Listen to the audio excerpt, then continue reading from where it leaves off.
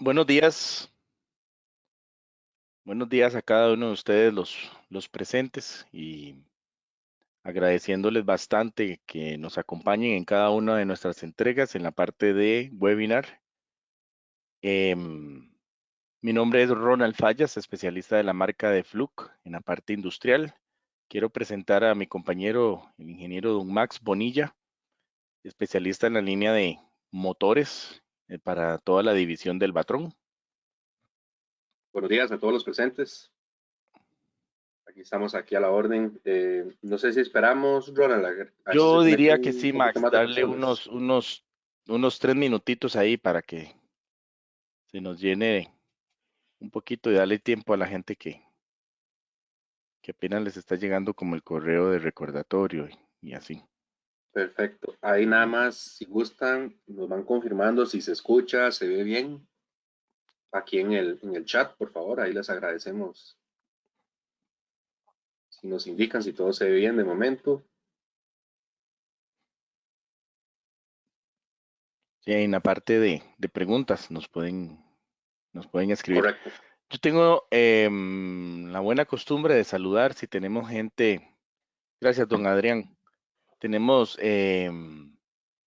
gente que nos escucha fuera de Costa Rica, no sé, Guatemala, empecemos de arriba para abajo. ¿Hay guatemaltecos presentes? Que nos escriban ahí de qué lugar, de qué empresa, para saludarles. Tenemos hondureños, salvadoreños, gente de Nicaragua, de nuestra hermana República de Panamá. Ahí está don Adrián desde Panamá. Pura vida, Adrián. Y don Jimmy Santana, desde la Corporación Font en Nicaragua. Vea qué interesante, don Max. Tenemos de todos lados. Sí. Ahí se van Vamos a dar sumando, ahí ya van un par de sumando. minutitos más, ¿verdad? Ahí ya Sí, se sí, han sí. conectado varios más. Mientras empezamos y con todo.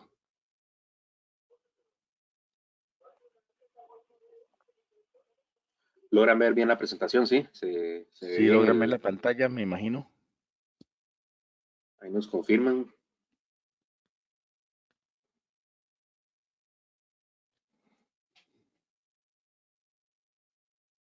Tenemos un minutito más, a ver.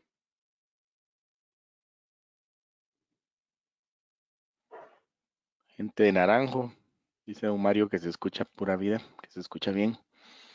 Excelente.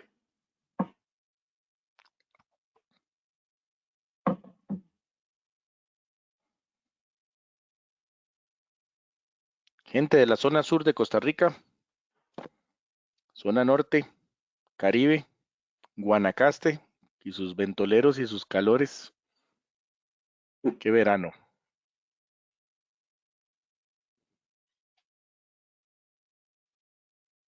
Creo que vamos a ir arrancando, ¿verdad? Tal vez, Ronald. Sí, ya son las 9:05 y siempre damos un espacio ahí, un lapso corto.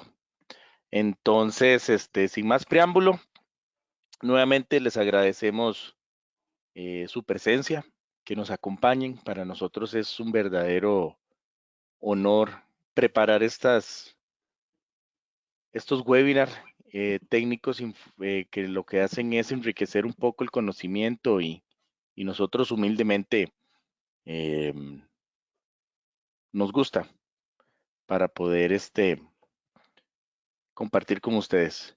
La entrega de la mañana de hoy básicamente es mantenimiento predictivo enfocado en motores para poder optimizar la vida útil de los mismos.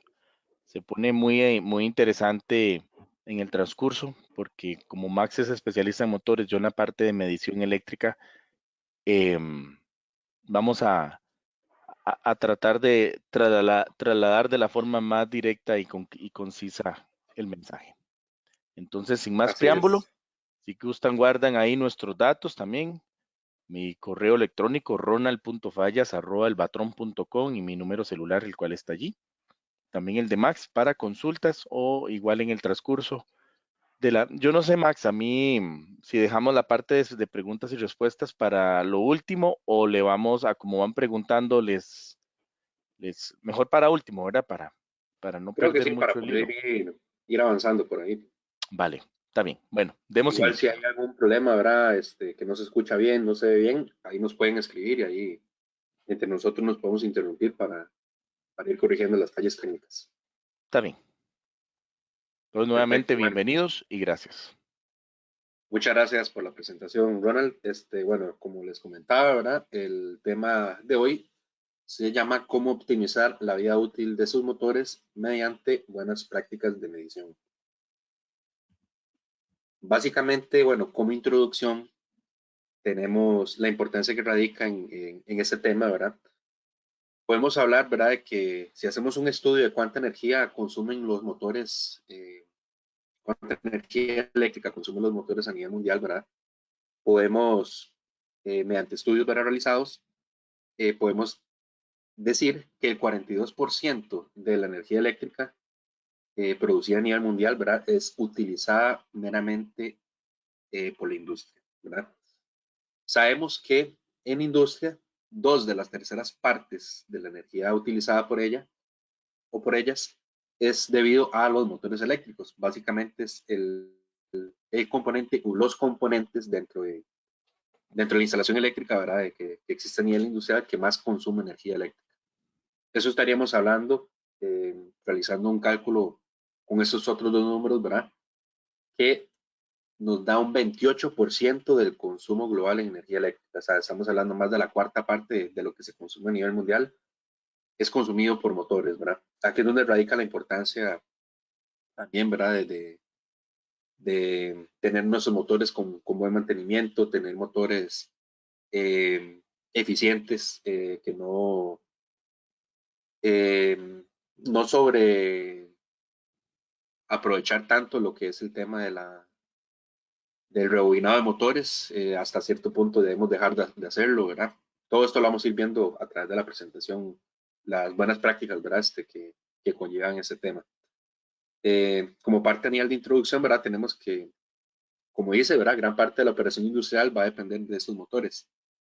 Entonces, hay cuatro pilares importantes, ¿verdad?, en cuanto a eso se refiere. Como mencionábamos, ¿verdad?, lo primero, conocer su operación y el mantenimiento de estos mismos. Realizar una escogencia correcta según la aplicación. Desarrollar una metodología causa-raíz cuando se presente una falla, que parte de lo que vamos a ir viendo también en la presentación. Y bueno, tomar una buena decisión, ¿verdad? Si reparar o reemplazar. Va a llegar un punto en que ya no es tan muy buena decisión repararlo, ¿verdad? Porque entre cada rebobinada él va a perder un porcentaje de eficiencia, por lo cual el motor me va a consumir cada vez más energía para poder producir el mismo trabajo que hacía antes, ¿verdad? Entonces, aquí es donde radica esa importancia. Como parte de los conceptos, ¿verdad?, que vamos a tratar aquí en la presentación, nos regalen un segundo, perdón,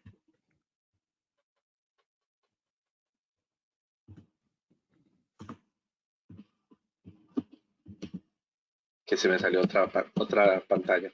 Ahora sí.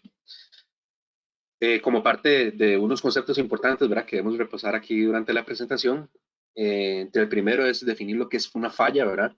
Una falla lo vamos a definir nosotros como una operación irregular, disconforme e inadecuada de una máquina o equipo, en ese caso, motores, ¿verdad?, que es el tema que vamos a ver hoy. Tenemos que conocer también o definir lo que es el concepto de confiabilidad, que es básicamente lo que le queremos dar a nuestra empresa, a la industria, ¿verdad?, en cuanto a los equipos se refieren, especialmente a la operación de los motores. Confiabilidad, vamos a llamar que es la capacidad de un equipo de mantenerse operando en un periodo de tiempo, es decir, de no realizar su propósito, se denomina falla. ¿Ok?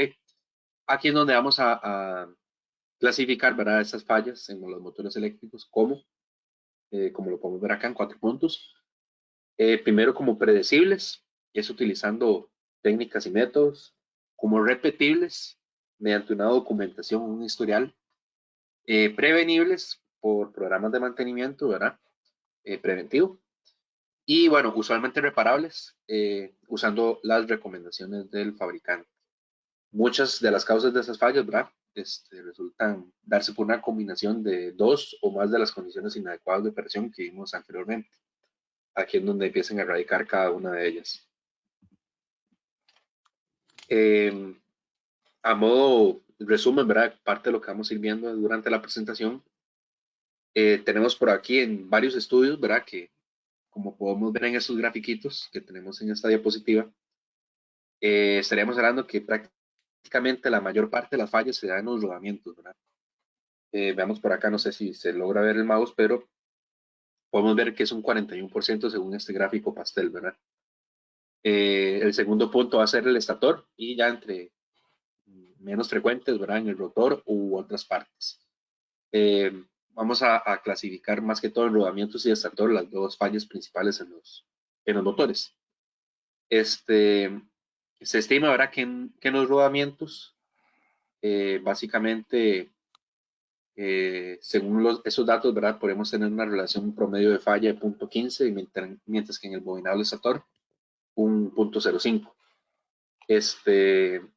Cada uno de estos, ¿verdad? Podríamos estimar que los rodamientos irían a tener un promedio de vida, siempre y cuando, obviamente, ¿verdad? Estén en óptimas condiciones, con buen mantenimiento, etcétera, etcétera, ¿verdad? De 6.67 años y un estator de 21.63 años como promedio. Entre los causales de las fallas, que eso lo vamos a ampliar más adelante, pero tenemos que en los rodamientos se da más que todo por alta vibración, en un mayor porcentaje, ¿verdad? Por poca lubricación y por sobrecarga persistente. En cuanto al bobinado del estator, igual tenemos las altas vibraciones, la sobrecarga persistente es el porcentaje más alto, poca ventilación o enfriamiento y alta temperatura ambiente. A grosso modo podríamos ver aquí, ¿verdad? Que los principales enemigos de los motores van a ser la temperatura y las vibraciones, que es parte de lo que debemos cuidar y monitorear de forma correcta. Aquí podemos ver en esta gráfica, ¿verdad? Comparándolo, eje X sería el porcentaje de vida útil, de reducción de vida útil por temas de vibración, perdón, por reducción en vibración. Y en el eje Y podemos ver lo que es el porcentaje de vida útil en el incremento en la vida útil de los rodamientos. Básicamente, si reducimos las vibraciones, vamos a obtener una vida útil de los rodamientos más larga. Eso es lo que nos quiere decir este gráfico que tenemos por acá. De igual forma, para el caso de la temperatura, hay una norma que dice, ¿verdad?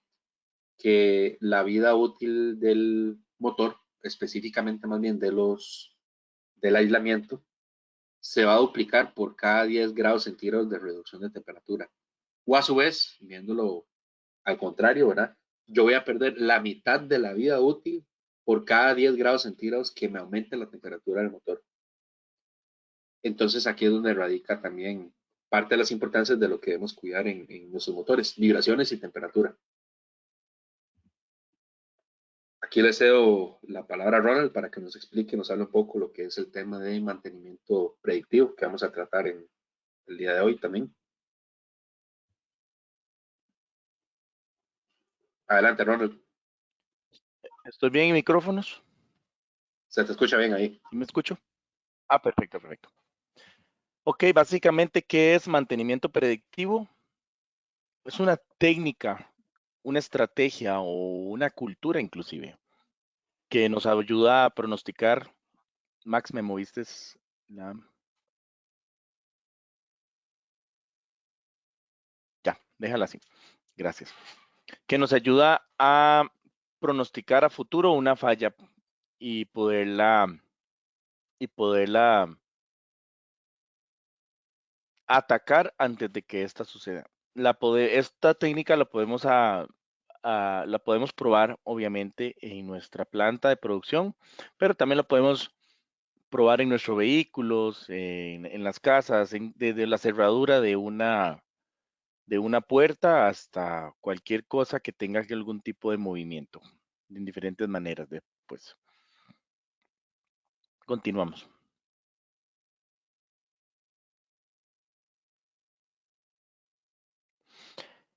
Básicamente, a nivel de flujo, porque hay otras técnicas, nosotros ofrecemos 4 diferentes tomas de medida para ayudar con el mantenimiento predictivo. A nivel de vibración, es uno de los principales equipos en oferta que tiene Fluke para lo que es mantenimiento predictivo. Más adelante lo vamos a ver, cada uno de sus números de parte y de sus características. Podemos medir la resistencia interna del aislamiento de los motores, obviamente con medidores de aislamiento para poder ver la parte del aislamiento de la corriente como tal. Podemos hacer análisis de calidad de energía, también en variadores de frecuencia. Podemos hacer análisis de calidad de energía directamente en la red para ver cómo andan el tema de armónicos, de picos, de arranque de motores, salud en general de la red eléctrica. Y obviamente a nivel de mediciones de temperatura, con toda nuestra gama de cámaras termográficas que tenemos en Fluke.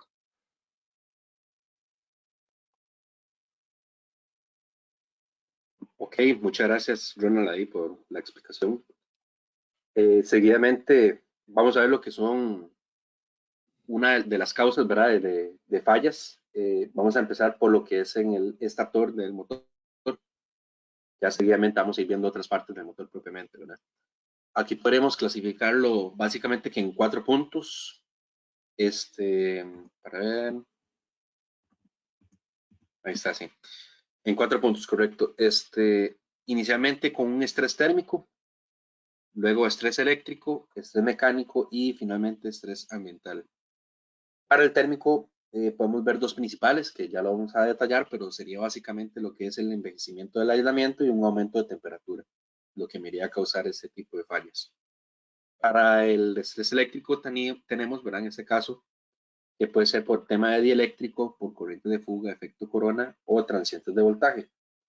Para el estrés mecánico tendríamos en este caso, más que todo, principalmente movimiento de bobinas o golpes en el rotor. Y finalmente estrés ambiental, como bien lo dice la palabra, va a depender ya del ambiente en el que esté el motor propiamente. Inicialmente empezamos con el estrés térmico para el caso del estator del motor, empezando por el tema del envejecimiento del aislamiento. Aquí debemos tener muy claro, ¿verdad?, qué tipo de aislamiento es el que va a tener mi motor, ¿verdad? En este caso, existen 4 grupos, ¿verdad? Empezando tal vez por el primero que ya está obsoleto, que es el clase A, que ese ya prácticamente ya no se ve, solo motores muy viejos. Seguidamente tenemos clase B, clase F, que es como lo más estándar hoy en día, y clase H, que ya es el top, ¿verdad? En cuanto a aislamiento se refiere, y un poco más difícil de ver, ya son más que todo motores más especiales. Como podemos ver en este gráfico, vemos que aquí en el eje X lo que podemos ver son la temperatura total en grados centígrados que soportan cada uno de los aislamientos. Y en el eje Y podemos ver la expectativa de vida útil en cantidad de horas. Como bien podemos ver acá, el aislamiento clase H es el que más horas de vida tiene y el que más temperatura soporta, versus el clase A, que es el peor de todos, ¿verdad?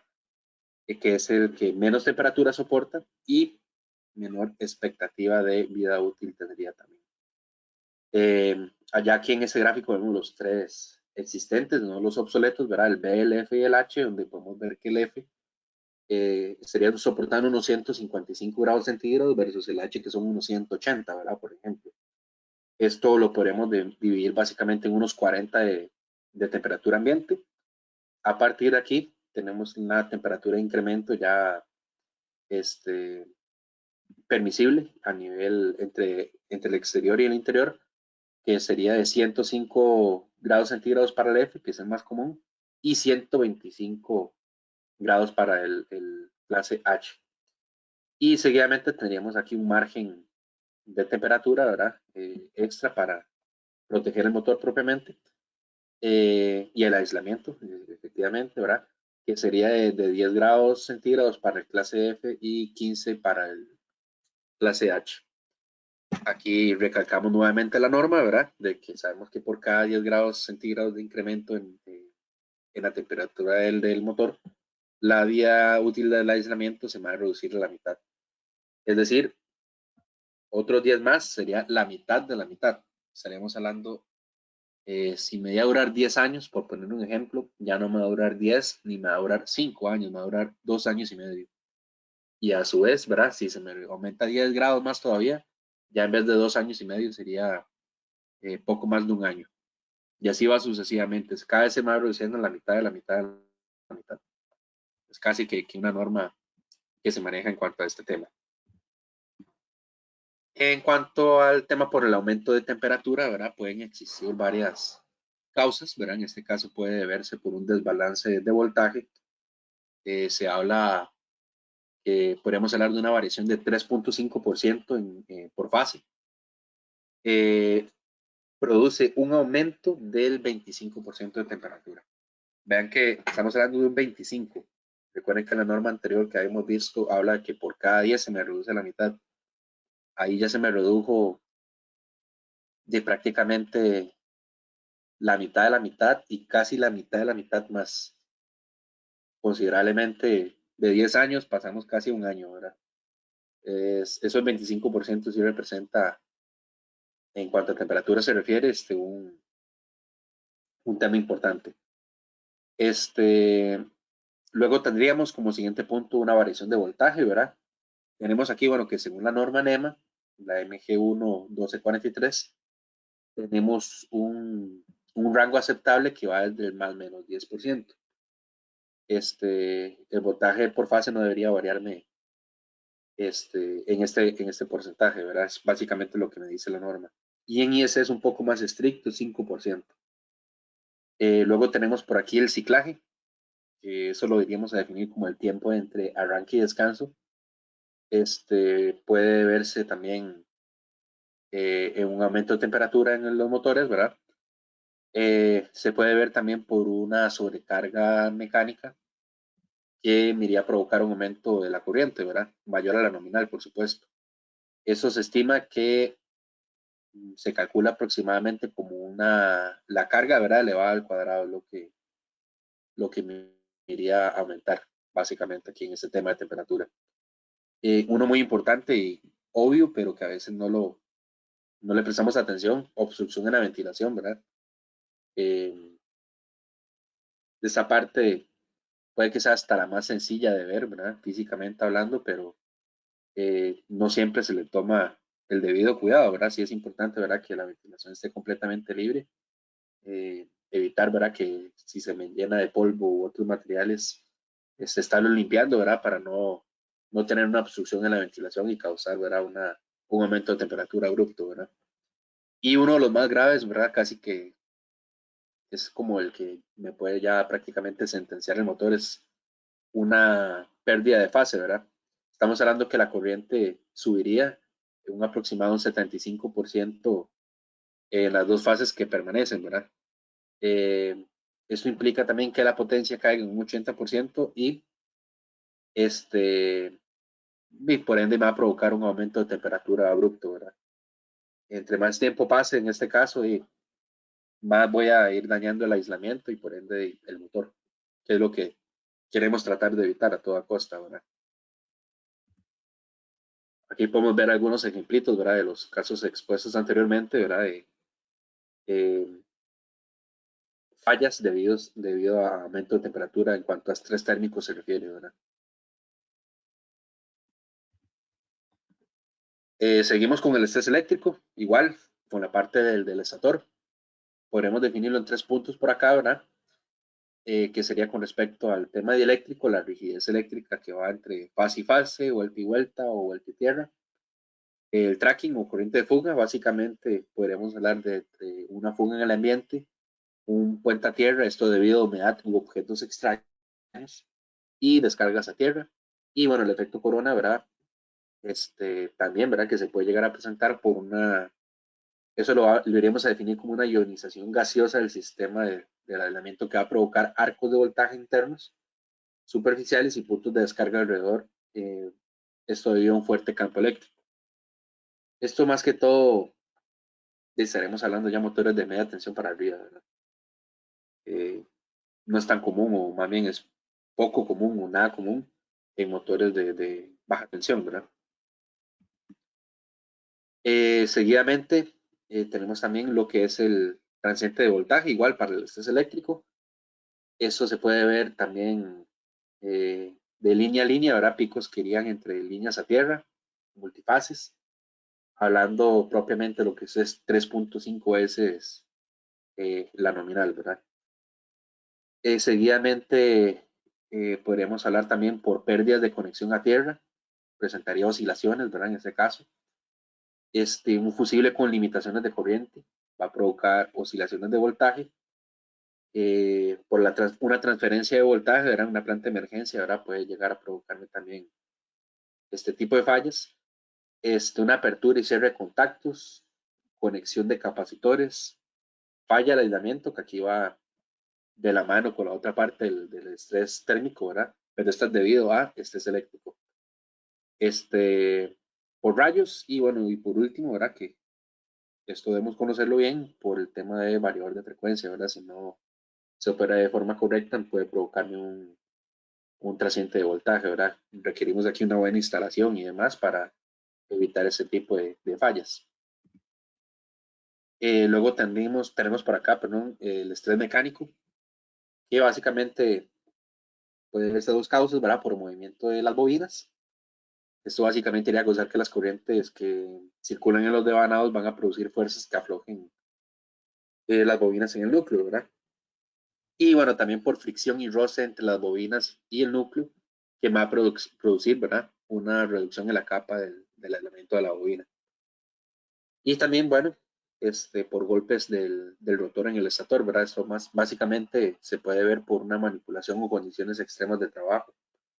Eh, Esto tal vez es usual en aplicaciones como quebradores, ¿verdad? Que puede llegar a pasar. Y bueno, por último, para esta parte de fallas en el estator, tenemos el estrés ambiental, ¿verdad? Básicamente, y para nadie es un secreto, ¿verdad? Que los motores tienen que operar tanto externa como internamente libres de contaminantes, secos y limpios, ojalá, ¿verdad? Que estén en lugares adecuados para una correcta ventilación de la máquina. Básicamente, aquí podríamos hablar de que, en cuanto a estrés ambiental se refiere, podemos hablar de que los objetos extraños en el motor, ya sea humedad o contaminación, ¿verdad? Propiamente, por tema de polvo, algunos óleos, etcétera, puede llegar a ocasionarme un incremento en la temperatura de operación, puede ocasionarme también una falla prematura en los rodamientos, puede ocasionarme también algún cortocircuito por falla tierra, ¿verdad? Producto de pérdida de aislamiento. Aquí vemos algunos ejemplos, ¿verdad? De esos casos que mencionamos, ¿verdad? Por temas también de corrosión en el núcleo, eso por humedad, una abrasión continua, básicamente esto va a dañar el aislamiento, que es lo que vimos anteriormente, y bueno, materiales extraños en el motor. Por eso es importante también, dependiendo, que ya lo vamos a ahondar más adelante, pero seleccionar correctamente un motor dependiendo la aplicación y el lugar donde va a estar instalado, ¿verdad? Si nosotros de antemano sabemos que es un lugar muy húmedo o un lugar más bien con mucha contaminación, mucho polvo, etcétera, debemos tener un motor más protegido, ¿verdad? No usar cualquier motor solo por usarlo porque es el más barato que hay, ¿verdad? Si queremos lidiar con esos dolores de cabeza, ¿verdad? La idea es de tener un motor correcto para la aplicación y lugar donde se va a instalar. Eso lo vamos a ir viendo más adelante, pero básicamente con eso podemos evitarnos estos dolores de cabeza, ¿verdad? Ok, aquí, bueno, como habíamos visto en el rotor es donde menos probable, según el estudio que se han hecho en fallas de motores, ¿verdad? Es donde se presentan las fallas. Sin embargo, vamos a verlo, tal vez no dándolo como la parte del estator, que es donde se presentan más, pero vamos a mencionarlas también para conocerlas, ¿verdad? Porque pueden existir fallas en el rotor, menos comunes, pero se pueden presentar. Y aquí lo clasificaríamos en 6 puntos: estrés térmico, estrés magnético, estrés residual, estrés dinámico, estrés ambiental y estrés mecánico. Vemos que algunas son iguales que en el caso anterior, ¿verdad? Ya el térmico lo podemos dividir en 4 puntos, como una sobrecarga térmica, un desbalance térmico, puntos calientes y pérdidas excesivas. un rotor con chispas, por ejemplo. Para el estrés magnético podemos clasificarlo por efecto magnético, desequilibrio de atracción magnética y por ruido y vibraciones electromagnéticas. Ya las demás, bueno, por sí solas me indican casi que el tipo de falla que iría a presentar. Igual lo vamos a ahondar a continuación. Bueno, primero, para el estrés térmico, esto, vuelvo y repito, para el caso del rotor, podríamos tener fallas por las siguientes causas. Básicamente, podría presentar una sobrecarga térmica por los siguientes puntos. Por arranques consecutivos anormales, ¿verdad? Aquí hay un punto y tal vez voy a detallarlo. Los motores tienen diferente tipo de servicio, ¿verdad? Normalmente el más común es el S1, que es operación continua, pero si es un motor que va a tender a arrancar muchas veces, es importante tener un motor con una operación diferente, ¿verdad? S2, S3, S4. Tal vez aquí en la presentación no va a andar mucho en el tema, pero eh, ahí se las dejo picando, ¿verdad? Como dicen, por si gustan investigar un poco más, ¿verdad? Que los motores pueden tener distintos tipos de niveles de trabajo, ¿verdad? No solo el S1, que es el más común, que es operación continua. Si sabemos que es un motor que va a arrancar muy consecutivamente, sería bueno valorar optar por uno que no sea de operación continua, ¿verdad? Esto para evitar esas fallas de una sobrecarga térmica en el rotor. Bueno, seguidamente por acá tenemos lo que es una alta carga de arranque, puede llegar a provocarme este tipo de falla. Una fricción entre rotor y estator, eso se puede ver por fallas en camisas, contaminación o altas vibraciones. Ruptura de fallas, una ventilación insuficiente y un desbalance de fases. Básicamente, todas estas causas me pueden llegar a provocar una sobrecarga térmica en el rotor del motor. Seguidamente con el tema del desbalance térmico, eso se puede ver a una transferencia de calor desigual entre barras y núcleo, por barras torcidas debido a cambio de ranuras, puntos calientes superficiales debido a láminas sucias, una circulación de corriente desigual. Básicamente lo que me iría a provocar en este caso un desbalance térmico. Seguidamente, en cuanto al estrés magnético se refiere, ¿verdad? Podemos tener que en cuanto al efecto magnético, eso estamos hablando ya de fuerzas electromagnéticas, ¿verdad? Producto de corrientes que circulan en las barras del rotor. Querían desplazar básicamente las barras y esto me va a generar vibración, deflexión y estrés, básicamente. Eso es como se produce ese efecto magnético propiamente. Puede haber un desequilibrio de atracción magnética y este desequilibrio puede provocar que el rotor doblado golpee las bobinas del estator, ¿verdad? Y bueno, finalmente también un ruido y vibraciones electromagnéticas, que esto básicamente va a producir armónicos, que en caso de que se presente problemas en la camisa, los rodamientos o agujeros excéntricos, me iría a provocar ese tipo de falla, ¿verdad? Poco común, pero puede pasar. Ok, y bueno, estas últimas que hemos hablado, ¿verdad? Estrés residual, dinámico, ambiental y mecánico. El residual propiamente, estamos hablando más que todo que se puede ver por golpes, ¿verdad? Por partes soldadas o un almacenaje o operación de la máquina incorrecta.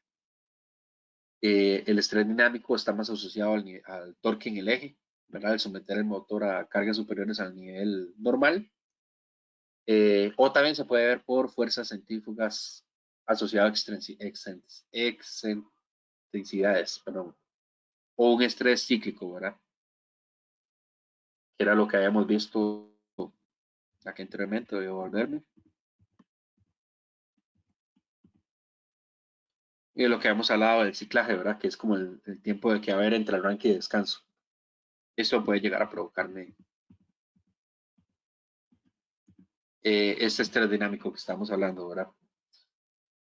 Luego, en cuanto al estrés ambiental, pasa igual que en el caso del rotor, ¿verdad? Esto se va a presentar más que todo por materiales extraños, químicos o humedad dentro del rotor. Ya si está en el rotor, eso está aún más grave, ¿verdad? Porque estamos hablando más en el núcleo, más internamente, no tanto en el estator que está más hacia afuera, ¿verdad? Sino que el rotor está más adentro y eso ya, si ahí se presenta ese tipo de contaminación puede ser hasta más grave, ¿verdad? Es más común que se presente en el estator, por supuesto, pero ya si se presenta aquí es más grave el asunto, ¿verdad? No debería. Si así está el rotor, imagínense en el estator, ¿verdad? Bueno, y aquí por último, ya con el estrés mecánico, ¿verdad? Podemos hablar de que lo más común es una presencia de porosidad por fallas de rodamientos, fatiga en las partes del rotor, perdón, o inclinación del árbol del rotor, ¿verdad? Básicamente también por una resonancia del diente. Son algunas de las causas comunes, ¿verdad? Que puede producir aquí un estrés mecánico en el rotor. Aquí hay algunas imágenes, ¿verdad? De esas fallas que mencionamos anteriormente en el rotor, ¿verdad? Ok, ya esta otra parte nos interesa un poco más porque, según habíamos visto, no sé si recuerdan al principio de la presentación, que las fallas donde más se presentan va a ser en los rodamientos. Aquí debemos prestarle un poco más de atención al caso porque son las que podríamos evitar eh, de mayor forma, ¿verdad? Igual a veces es un poco obvio, pero a veces no lo tomamos en cuenta. Entonces sí es importante recalcarlo por acá. Ya en los rodamientos podríamos estar hablando que esto puede verse por una mala lubricación, ya vamos a detallar esto, por contaminación, por una excesiva vibración, golpes, ¿verdad? Propiamente también, y corrientes en el eje. Esas son las principales causas que me provocan fallas en los rodamientos. Ok, ya explicándolo un poco más por acá, principalmente hablamos de que puede deberse a una excesiva carga. Esa puede ser la principal falla del rodamiento, ¿verdad? Que esto puede provocar por algún desbalance, algún desalineamiento o un exceso de tensión en fajas. Aquí va a ser un paréntesis porque sí es importante, ¿verdad? Tomar en cuenta que el motor debería tener los rodamientos correctos según el tipo de instalación que éste vaya a tener. ¿A qué me refiero yo con esto? Normalmente o lo más común es que el tipo de rodamiento que tenga el motor sea rodamiento de bolas o de balines, ¿verdad? Recordemos que este tipo de rodamientos, ¿verdad? Funciona más que todo para aplicaciones con más altas velocidades, ¿verdad? Eh, y principalmente se utiliza cuando el motor va instalado en posición horizontal, ¿verdad? Y va con acople directo, ¿verdad? De eje a eje va con un acople. Esto en este caso es lo más común, ¿verdad? Para utilizar ese tipo de rodamientos en los motores. Sin embargo, hay que tomar en consideración, ¿verdad? Principalmente para motores más grandes, que es aquí donde empieza a tomar una importancia más relativa, que sería el hecho de utilizar rodamientos de rodillo, ¿verdad? Esos rodamientos de rodillo deberíamos utilizarlos en aplicaciones de más bajas velocidades, ¿verdad? Que por ende manejarían torques más altos y principalmente en los casos en que se vaya a instalar el motor en posición vertical, principalmente cuando es con el eje hacia abajo, ¿verdad? Porque es donde el eje va, el rodamiento delantero, donde está la parte del eje, que es la parte ya motriz propiamente, va a sufrir mucho esfuerzo, principalmente por el peso del motor, ¿verdad? Que tiene por detrás. Ese es un punto a tomar en consideración. El segundo punto también es cuando este va instalado con fajas y poleas. ¿Okay? Si yo voy a instalar el motor con fajas y poleas y principalmente motores grandes, sí debería tomar en consideración utilizar rodamiento de rodillo en este caso que me iría a soportar de mayor forma este tipo de cargas. Ok, bueno, ahí continuando, ¿verdad? Eh, Otra causa, ¿verdad? Prematura de la falla de los rodamientos puede ser una inapropiada instalación, ¿verdad? Esto puede verse en el eje porque esté fuera de tolerancia, porque tenga un acabado inadecuado en la superficie. Puede verse también en la camisa, ¿verdad? Por también estar fuera de tolerancia, por alguna deformación también. O un error de instalación, básicamente eso por fuerzas residuales o algún desalineamiento. ¿Ok? Eso puede provocarme esas fallas en los rodamientos también. Este otro punto también muy importante, y esto lo quiero recalcar bastante, que es un mantenimiento inadecuado. Debemos darle buen mantenimiento a los rodamientos, ¿verdad? Muchas veces no se hace y por eso fallan tan prematuramente. Y a veces tal vez no tenemos muy claro el concepto de cómo hacerlo correctamente, ¿verdad? Cada fabricante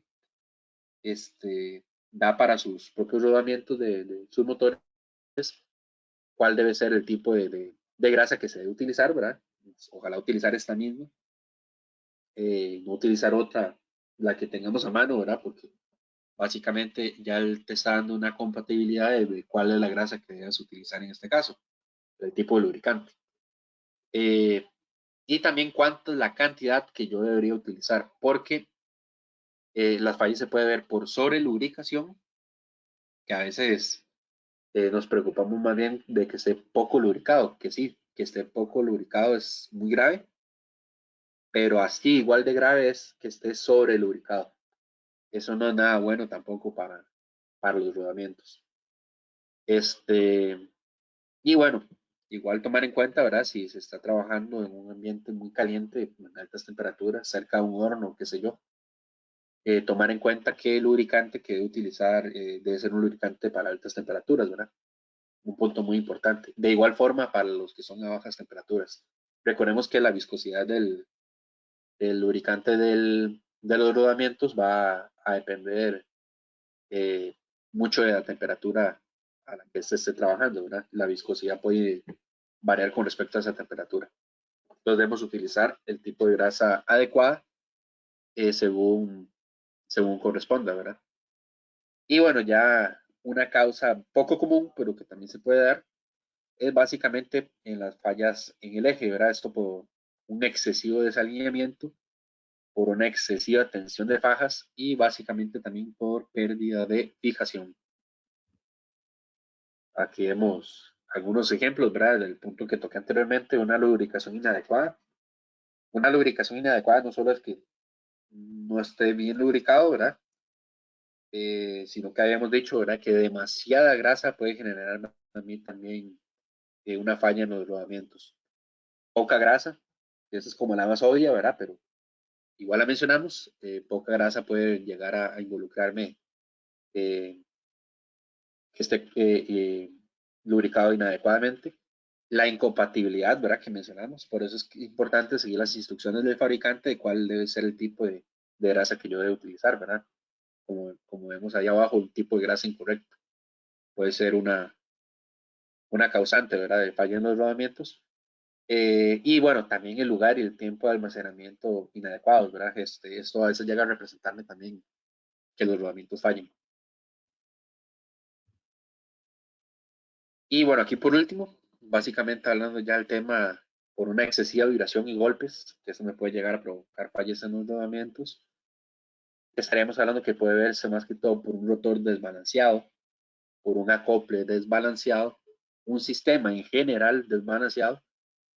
Esto también se puede ver por unas repentinas paradas o sobrecargas. Y bueno, también por influencia del ambiente, ¿verdad? Cuando habíamos hablado que se puede meter alguna contaminación, ¿verdad? O humedad en el motor puede llegar a dañarme los rodamientos en sí, ¿verdad? Y producir estas altas vibraciones.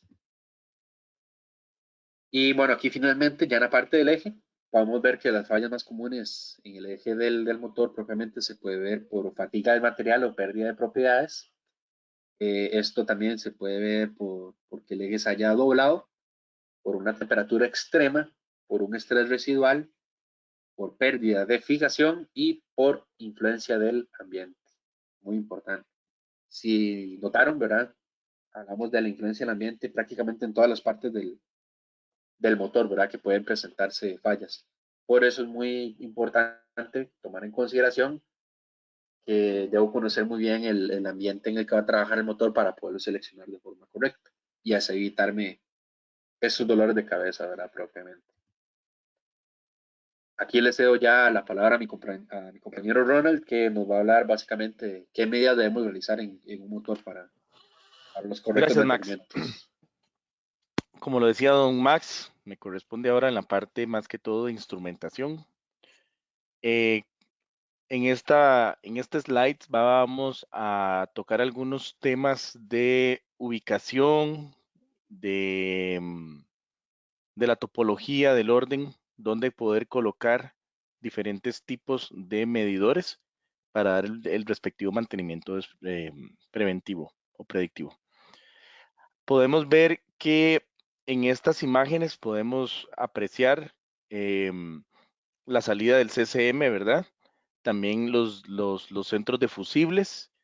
También podemos colocar los equipos para medición y análisis de motores. Después del variador de frecuencia, más que todo, digamos, y tenemos diferentes herramientas para colocar en diferentes y analizar diferentes puntos.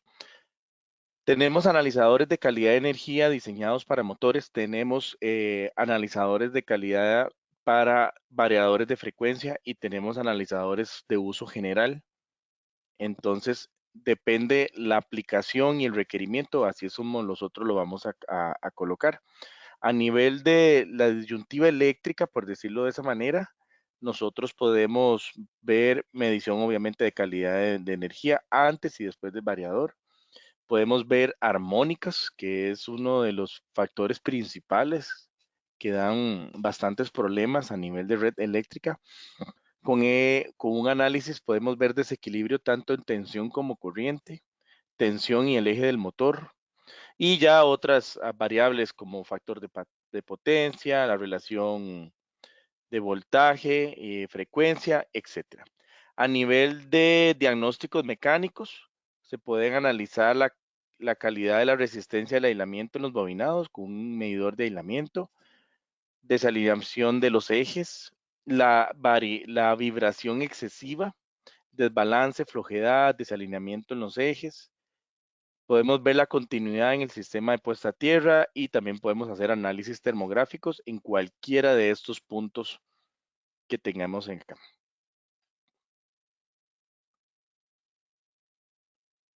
Don Max, me regala un clip. Gracias. ¿Qué es básicamente el desequilibrio en la tensión? Es un fenómeno, uno menos, Max, please. Gracias. Es un fenómeno encontrado en el sistema trifásico que da lugar cuando las tensiones entre las fases difieren en algún porcentaje o magnitud. Aquí podemos ver un ejemplo en un sistema delta que todas deberían tener el mismo voltaje. Es muy sencillo de ver. Tenemos todas las herramientas para verlo en línea. También esto se puede sacar con un multímetro, digamos, e ir anotando. Tenemos la ventaja que la mayoría de nuestras herramientas ahora traen FluConnect, entonces podríamos irlo viendo de manera, de una vez que quede capturado. La diferencia de impedancia entre una de las fases, las fallas potenciales pueden estar en el cableado al motor, las terminaciones del motor y potencialmente los propios devanados. Podemos ver que como resultado en el desequilibrio puede afectar negativamente el funcionamiento del motor, por supuesto que sí. A nivel más simple, las tres fases, tanto en voltaje como en corriente, deberían tener la misma magnitud. De lo contrario, si hay un delta bastante pronunciado, creo que en voltaje podría andar entre el 5% o más, y ya nos va a dar un problema importante que se esté presentando en la red. Continuemos. ¿Cómo vamos a medir el desequilibrio en la tensión? De esta manera, podemos ver cualquier tipo de nuestros equipos de análisis de voltaje y él inmediatamente nos va a decir el desequilibrio que podemos presentar en este punto como tal.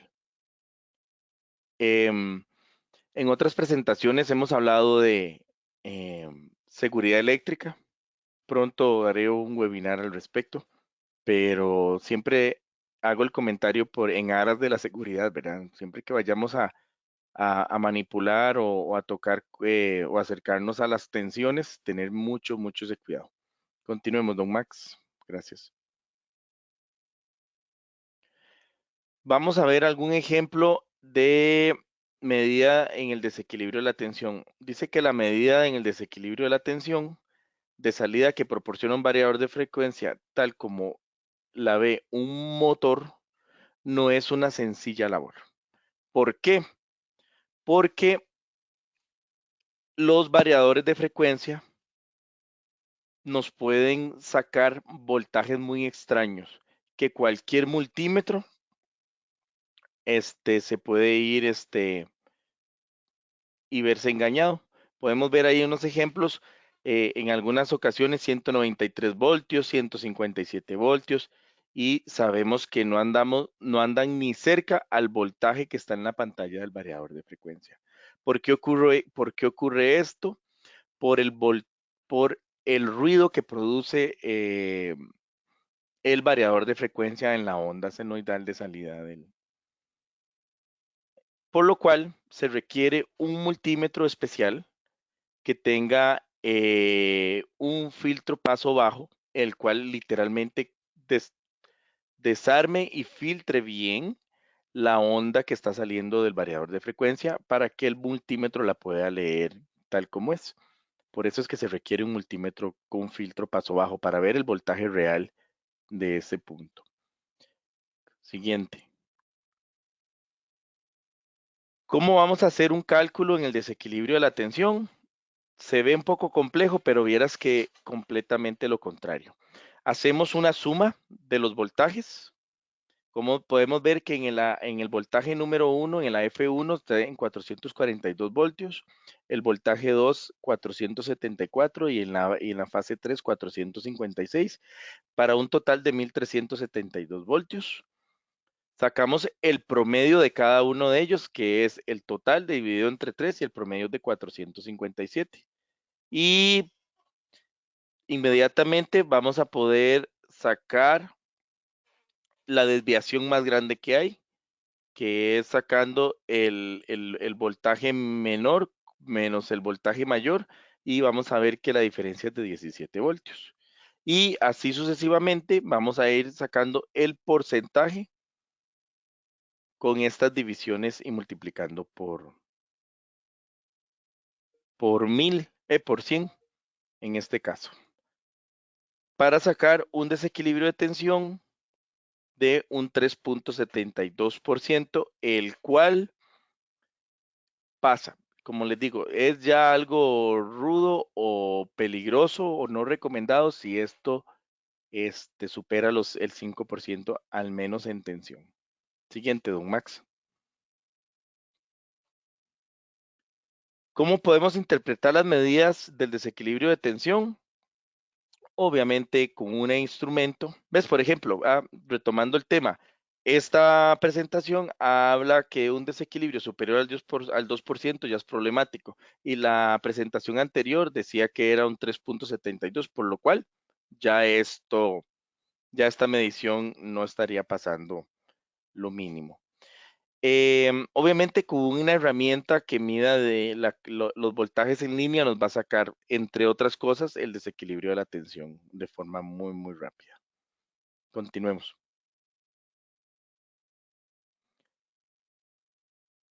Al igual que el desequilibrio de tensión, podemos sacar también el desequilibrio de la corriente, tomando en cuenta que las corrientes trifásicas difieren en magnitud y no tienen un desplazamiento entre fases de 120 grados, como lo trae la corriente, el voltaje como tal. El desequilibrio de la corriente da lugar a sobrecorrientes en alguna fase que podría dañar los devanados del motor. Pero también hay desequilibrios de corriente que no son en los motores. Se ve mucho en edificios, se ve mucho obviamente a nivel industrial, desde el punto de vista que vamos a medir las corrientes y siempre hay una fase que está sobrecargada y otra fase que está sin carga. Esto ocurre simple y sencillamente porque alguien ocupaba sacar un circuito monofásico y no midió y como decimos vulgarmente, siguiendo de esa fase y listo. Pero a nivel de motores sí es algo que es preocupante porque no debería haber desequilibrio en la corriente. ¿Por qué ocurriría algún tipo de desequilibrio en la corriente? Porque tenemos una de las bobinas en cortocircuito o con un problema de aislamiento, etcétera. Pero de ahí en adelante no debería existir algún tipo de desequilibrio a la hora de medir en las bobinas. Siguiente.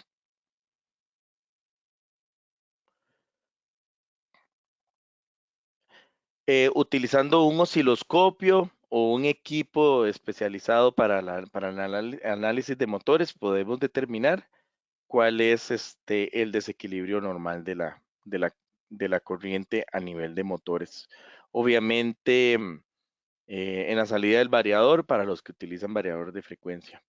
Hay que estar seguros de la seguridad adecuada a la hora de hacer estas mediciones, ¿verdad?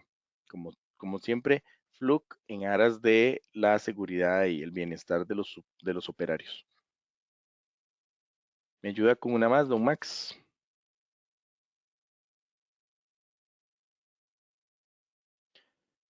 Interpretación de las mediciones de desequilibrio de corriente.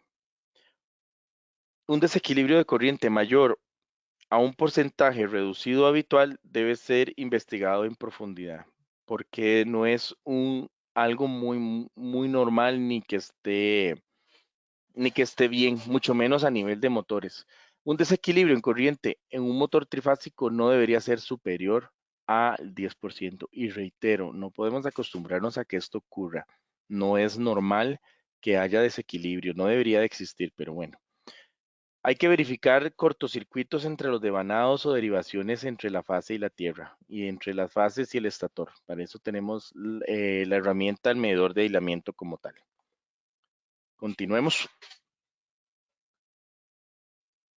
¿Qué ventajas tenemos a la hora de hacer diagnósticos como tal? Obviamente, evitar que salte la protección de fallo sobrecarga de la corriente. Se evitan temperaturas elevadas en el motor.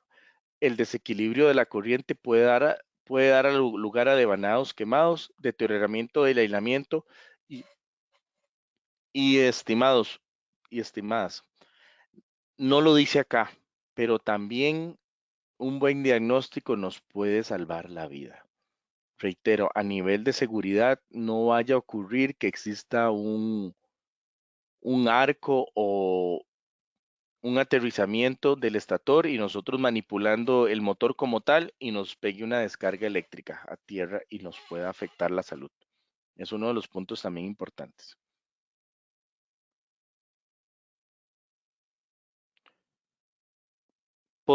Aquí podemos ver muy detalladamente cómo se hace un análisis en la parte de aislamiento. Em, Una de las principales partes que tenemos que conectar con el equipo es obviamente el estator del motor como tal. Podemos utilizar un lagartito, podemos utilizar siempre y cuando el motor esté bien aterrizado. Y luego vamos a hacer las mediciones individuales en cada una de las fases para ver si el aislamiento es el mismo en cada una de las fases. Si logramos ver que si hay un delta o una diferencia simbólica en cada uno del aislamiento, podemos ver que efectivamente ese motor no está en las mejores condiciones para trabajar y por ende también nos podemos apoyar un poquito con termografía para ver si efectivamente y con un amperímetro para ver si esa fase que está con menor aislamiento está obviamente consumiendo mayor corriente. Continuemos. Entre los pasos que vamos a hacer y revisar acá es el desequilibrio de corriente puede estar producido en un mal cableado o problemas de aislamiento en el motor. De hecho, es una de las principales causas como tal. Debido a una fuga de corriente en los devanados del estator del motor, tiende a aumentar con el tiempo la prueba de ruptura de aislamiento. Es mejor si se realiza como parte del programa de pronóstico y mantenimiento predictivo. Lo vimos al inicio, no es, es uno de los principales pilares del mantenimiento predictivo, poder ver el aislamiento interno de las bobinas de cada uno de los motores. Esto se hace a nivel monofásico y se hace a nivel trifásico. Y verificar los valores de resistencia del devanado del motor en una base de datos para que puedan identificar tendencias y reparar los devanados. Mucha gente me pregunta, Ronald, ¿y yo podría hacerle una prueba de aislamiento a un motor nuevo? Sí, claro. De hecho, hay que hacérsela para usted tener un informe eh, del desempeño de la vida útil del motor, que el compañero Max enfatizó eso al inicio de la presentación. Continuemos. ¿Qué es una rotura del aislamiento? Recuerde que al final de cuentas el Forbex con el que fabrican las bobinas son alambres bañados en un tipo de aislamiento, como en un tipo de barniz, lo cual hace que ellas no entren en cortocircuito y tener la resistencia adecuada y de forma, la resistencia adecuada. Básicamente es la ruptura del aislamiento. ¿Por qué? Por algún golpe, por suciedad, por vibración, exceso de calor. Hay mil formas que pueden deteriorar este tipo de la prueba de aislamiento interno en los motores. Continuamos. Para lo cual y se requiere un medidor de aislamiento. ¿Qué consiste? Un equipo que va a inyectar un voltaje conocido.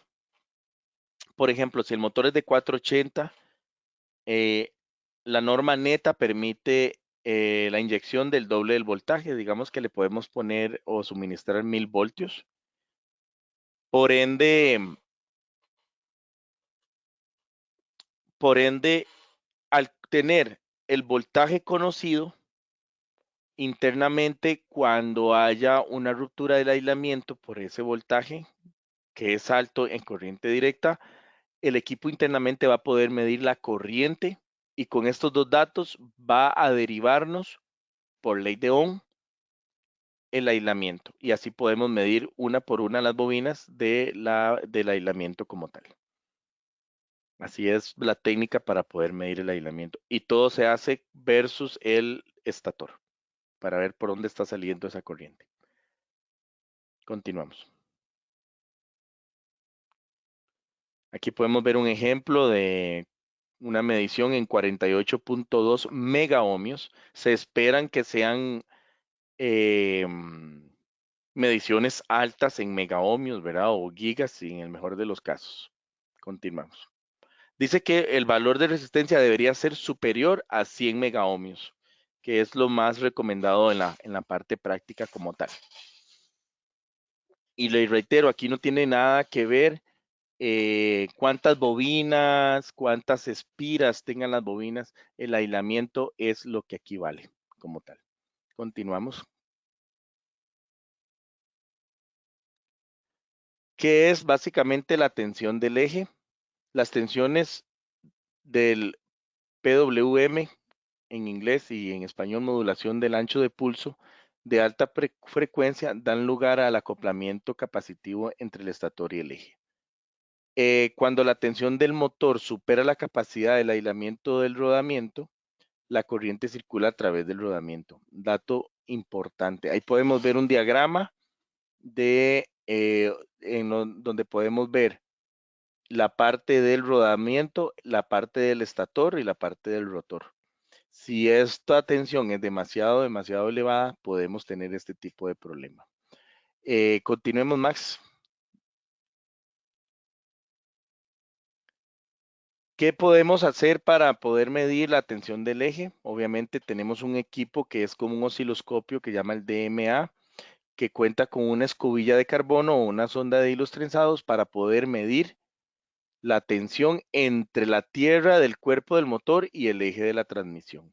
Obviamente es un equipo muy de alta gama diseñado para esta aplicación. Obviamente entre esto también puede ver las diferentes variables eléctricas, tanto en obviamente corriente, tensión, ¿verdad? Y para poder chequear a fondo la vida de como tal, de este motor. Continuemos. ¿Cómo se interpretan las medidas de tensión en el eje? Buscando una tensión de eje superior a los 8 voltios, recuerden con una sonda hecha de grafito, ¿verdad? Cuanto mayor sea la tensión, mayor será la corriente por chispa y mayor será el daño del rodamiento. ¿Qué posibles soluciones tendremos al respecto?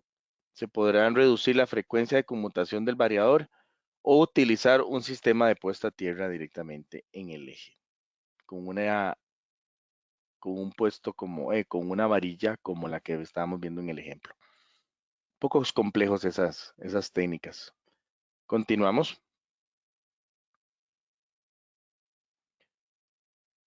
Em,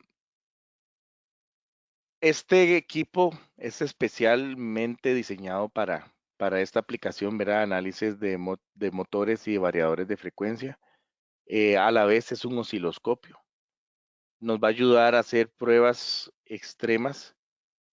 También es fácil en realidad de conmutar y de guiar como tal. Nos va a simplificar la tarea de activar y capturar formas de onda complejas y descubrir las posibles fallas en la unidad como tal. Em, Hay algunas medidas, obviamente, que él hace que no se encuentran ni siquiera dentro de cualquiera de la gama nuestra de variadores de osciloscopios como tal. Pero sí, este equipo se utiliza aguas abajo del variador de frecuencia. Analiza el motor y también todas las salidas del variador como tal. Continuamos.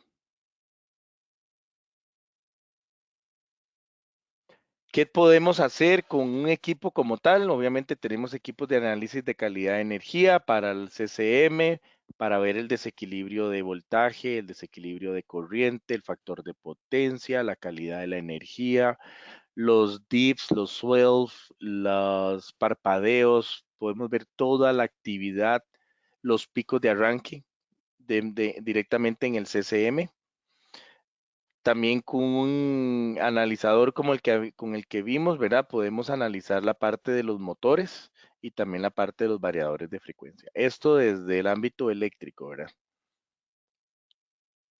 Continuamos. Em, los fallos en los rodamientos es un problema muy común, más de lo que nos imaginamos. Obviamente su continuidad va en aumento si los rodamientos llevan a una alta temperatura, si la lubricación no es la adecuada, lo mencionaba el compañero, no puede ir ni muy, ni tan, porque vamos a tener inmediatamente problemas al respecto. Dice que el 13% de los fallos en los motores están relacionados con problemas de rodamientos y el 60% son de los fallos mecánicos en una instalación son causados por el desgaste de los rodamientos. Entonces sí es importante el tomar en cuenta esto, ¿verdad?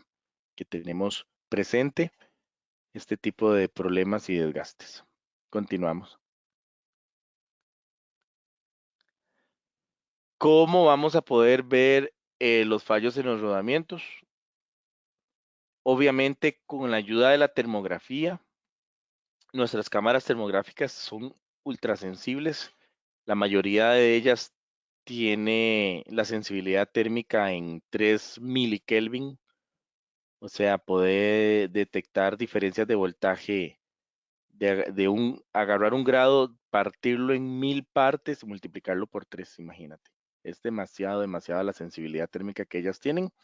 Y así podemos ver el delta de temperatura que tiene un rodamiento versus al otro y a la carcasa en general. Pues aquí viene un ejemplo de una pistolita térmica, pero básicamente es es mejor con una cámara termográfica como tal. Siguiente, don Max.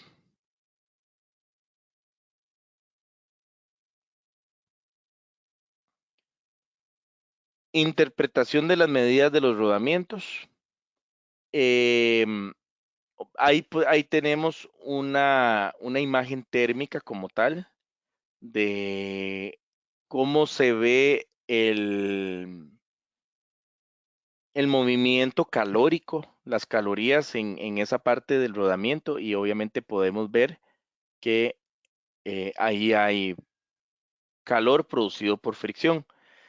Es importante aclarar que esto no solamente ocurre a nivel de motores, ¿verdad? Podemos analizar con termografía rodamientos en una banda transportadora o en cualquier punto que, que, que tenga rodamientos.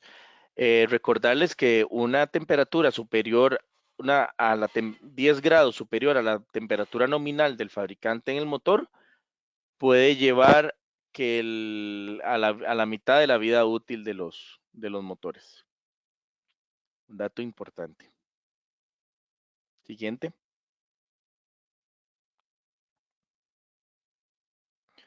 Ok, muchas gracias, Ronald, ahí por la explicación. Que me frenó Este, Max porque ya iba a seguir con esta yo.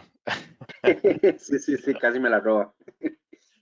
Ahí continuando, para ampliar, como lo que ya hemos hablado anteriormente, el tema de las mediciones, básicamente ahorita vamos a hablar un poco de lo que es cómo seleccionar adecuadamente un motor para cada aplicación, ¿verdad? Aquí es importante, ¿verdad? Conocer, parte muy importante, ¿verdad? Lo que son los datos de placa. Una mala práctica que se hace en muchas industrias es que a veces pintan esas placas, ¿verdad? Y realmente eso no es nada bueno, ¿verdad? Porque a la hora de yo cambiar el motor por uno nuevo, mucha de la información que estaba ahí dentro de la placa, que es vital para poder hacer el reemplazo, no la tengo. Y termino poniendo uno por ponerlo, nada más que cumpla con la potencia y las RPM que tenía ese motor y listo. Me despreocupo de todo lo demás cuando realmente había otra información vital dentro de la placa que ya no puedo ver. Eh, Eso es parte también de una mala práctica que no se debe realizar. Importante, ¿verdad? De igual forma, este, si al menos se va a hacer ese tipo de prácticas, ¿verdad? Por lo menos lo que es tener un respaldo, ¿verdad? Guardar la información eh, en algún manual, algún archivo que me permita a mí poder acceder a esa información en cualquier momento, a pesar de que la placa de datos se me maltrate o no, ¿verdad? Pero bueno, eso es parte de una de las recomendaciones o buenas prácticas con el tema de los motores. Sí es importante, ¿verdad? Bueno, conocer el tipo de motor, si es un motor NEMA o un motor IEC, saberlo diferenciar, ¿verdad? Entre uno y el otro. Este, para eh, eso ya podemos andar más en ese tema en un webinar de cómo leer correctamente una placa de datos, cómo diferenciar entre un motor y el otro, ¿verdad? Pero aquí, ya acabo en esta presentación, bueno, básicamente, a grosso modo mencionarles, ¿verdad? Que NEMA es un estándar americano y ese es un estándar europeo aplicado internacionalmente a otros países, como en el continente asiático, etcétera, ¿verdad? Eso más que todo lo vamos a diferenciar en que el NEMA todo viene en unidades de sistema inglés y ese sistema internacional. Otra diferencia importante también que podemos ubicar por ahí es el tema de la ubicación de la caja de conexiones, que en un NEMA vendría a un costado y en un IS vendría en la parte de arriba del motor. Sí es importante, ¿verdad? Conocer si es de un estándar al otro para la hora de hacer el reemplazo, reemplazarlo por el mismo, ¿verdad? Ya que esto me va a variar el tema del frame. El frame, ¿verdad? Recordemos que es la carcasa del motor, el tamaño de la carcasa del motor. Bueno, seguidamente, importantísimo, ¿verdad?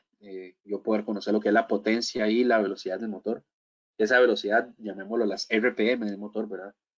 Eh, Casi que eso no puede variar cuando yo hago un reemplazo. Son dos datos críticos en el motor que yo no puedo cambiar, a no ser que quiero afectar la operación, ¿verdad? Lo cual no es algo deseable, ¿verdad?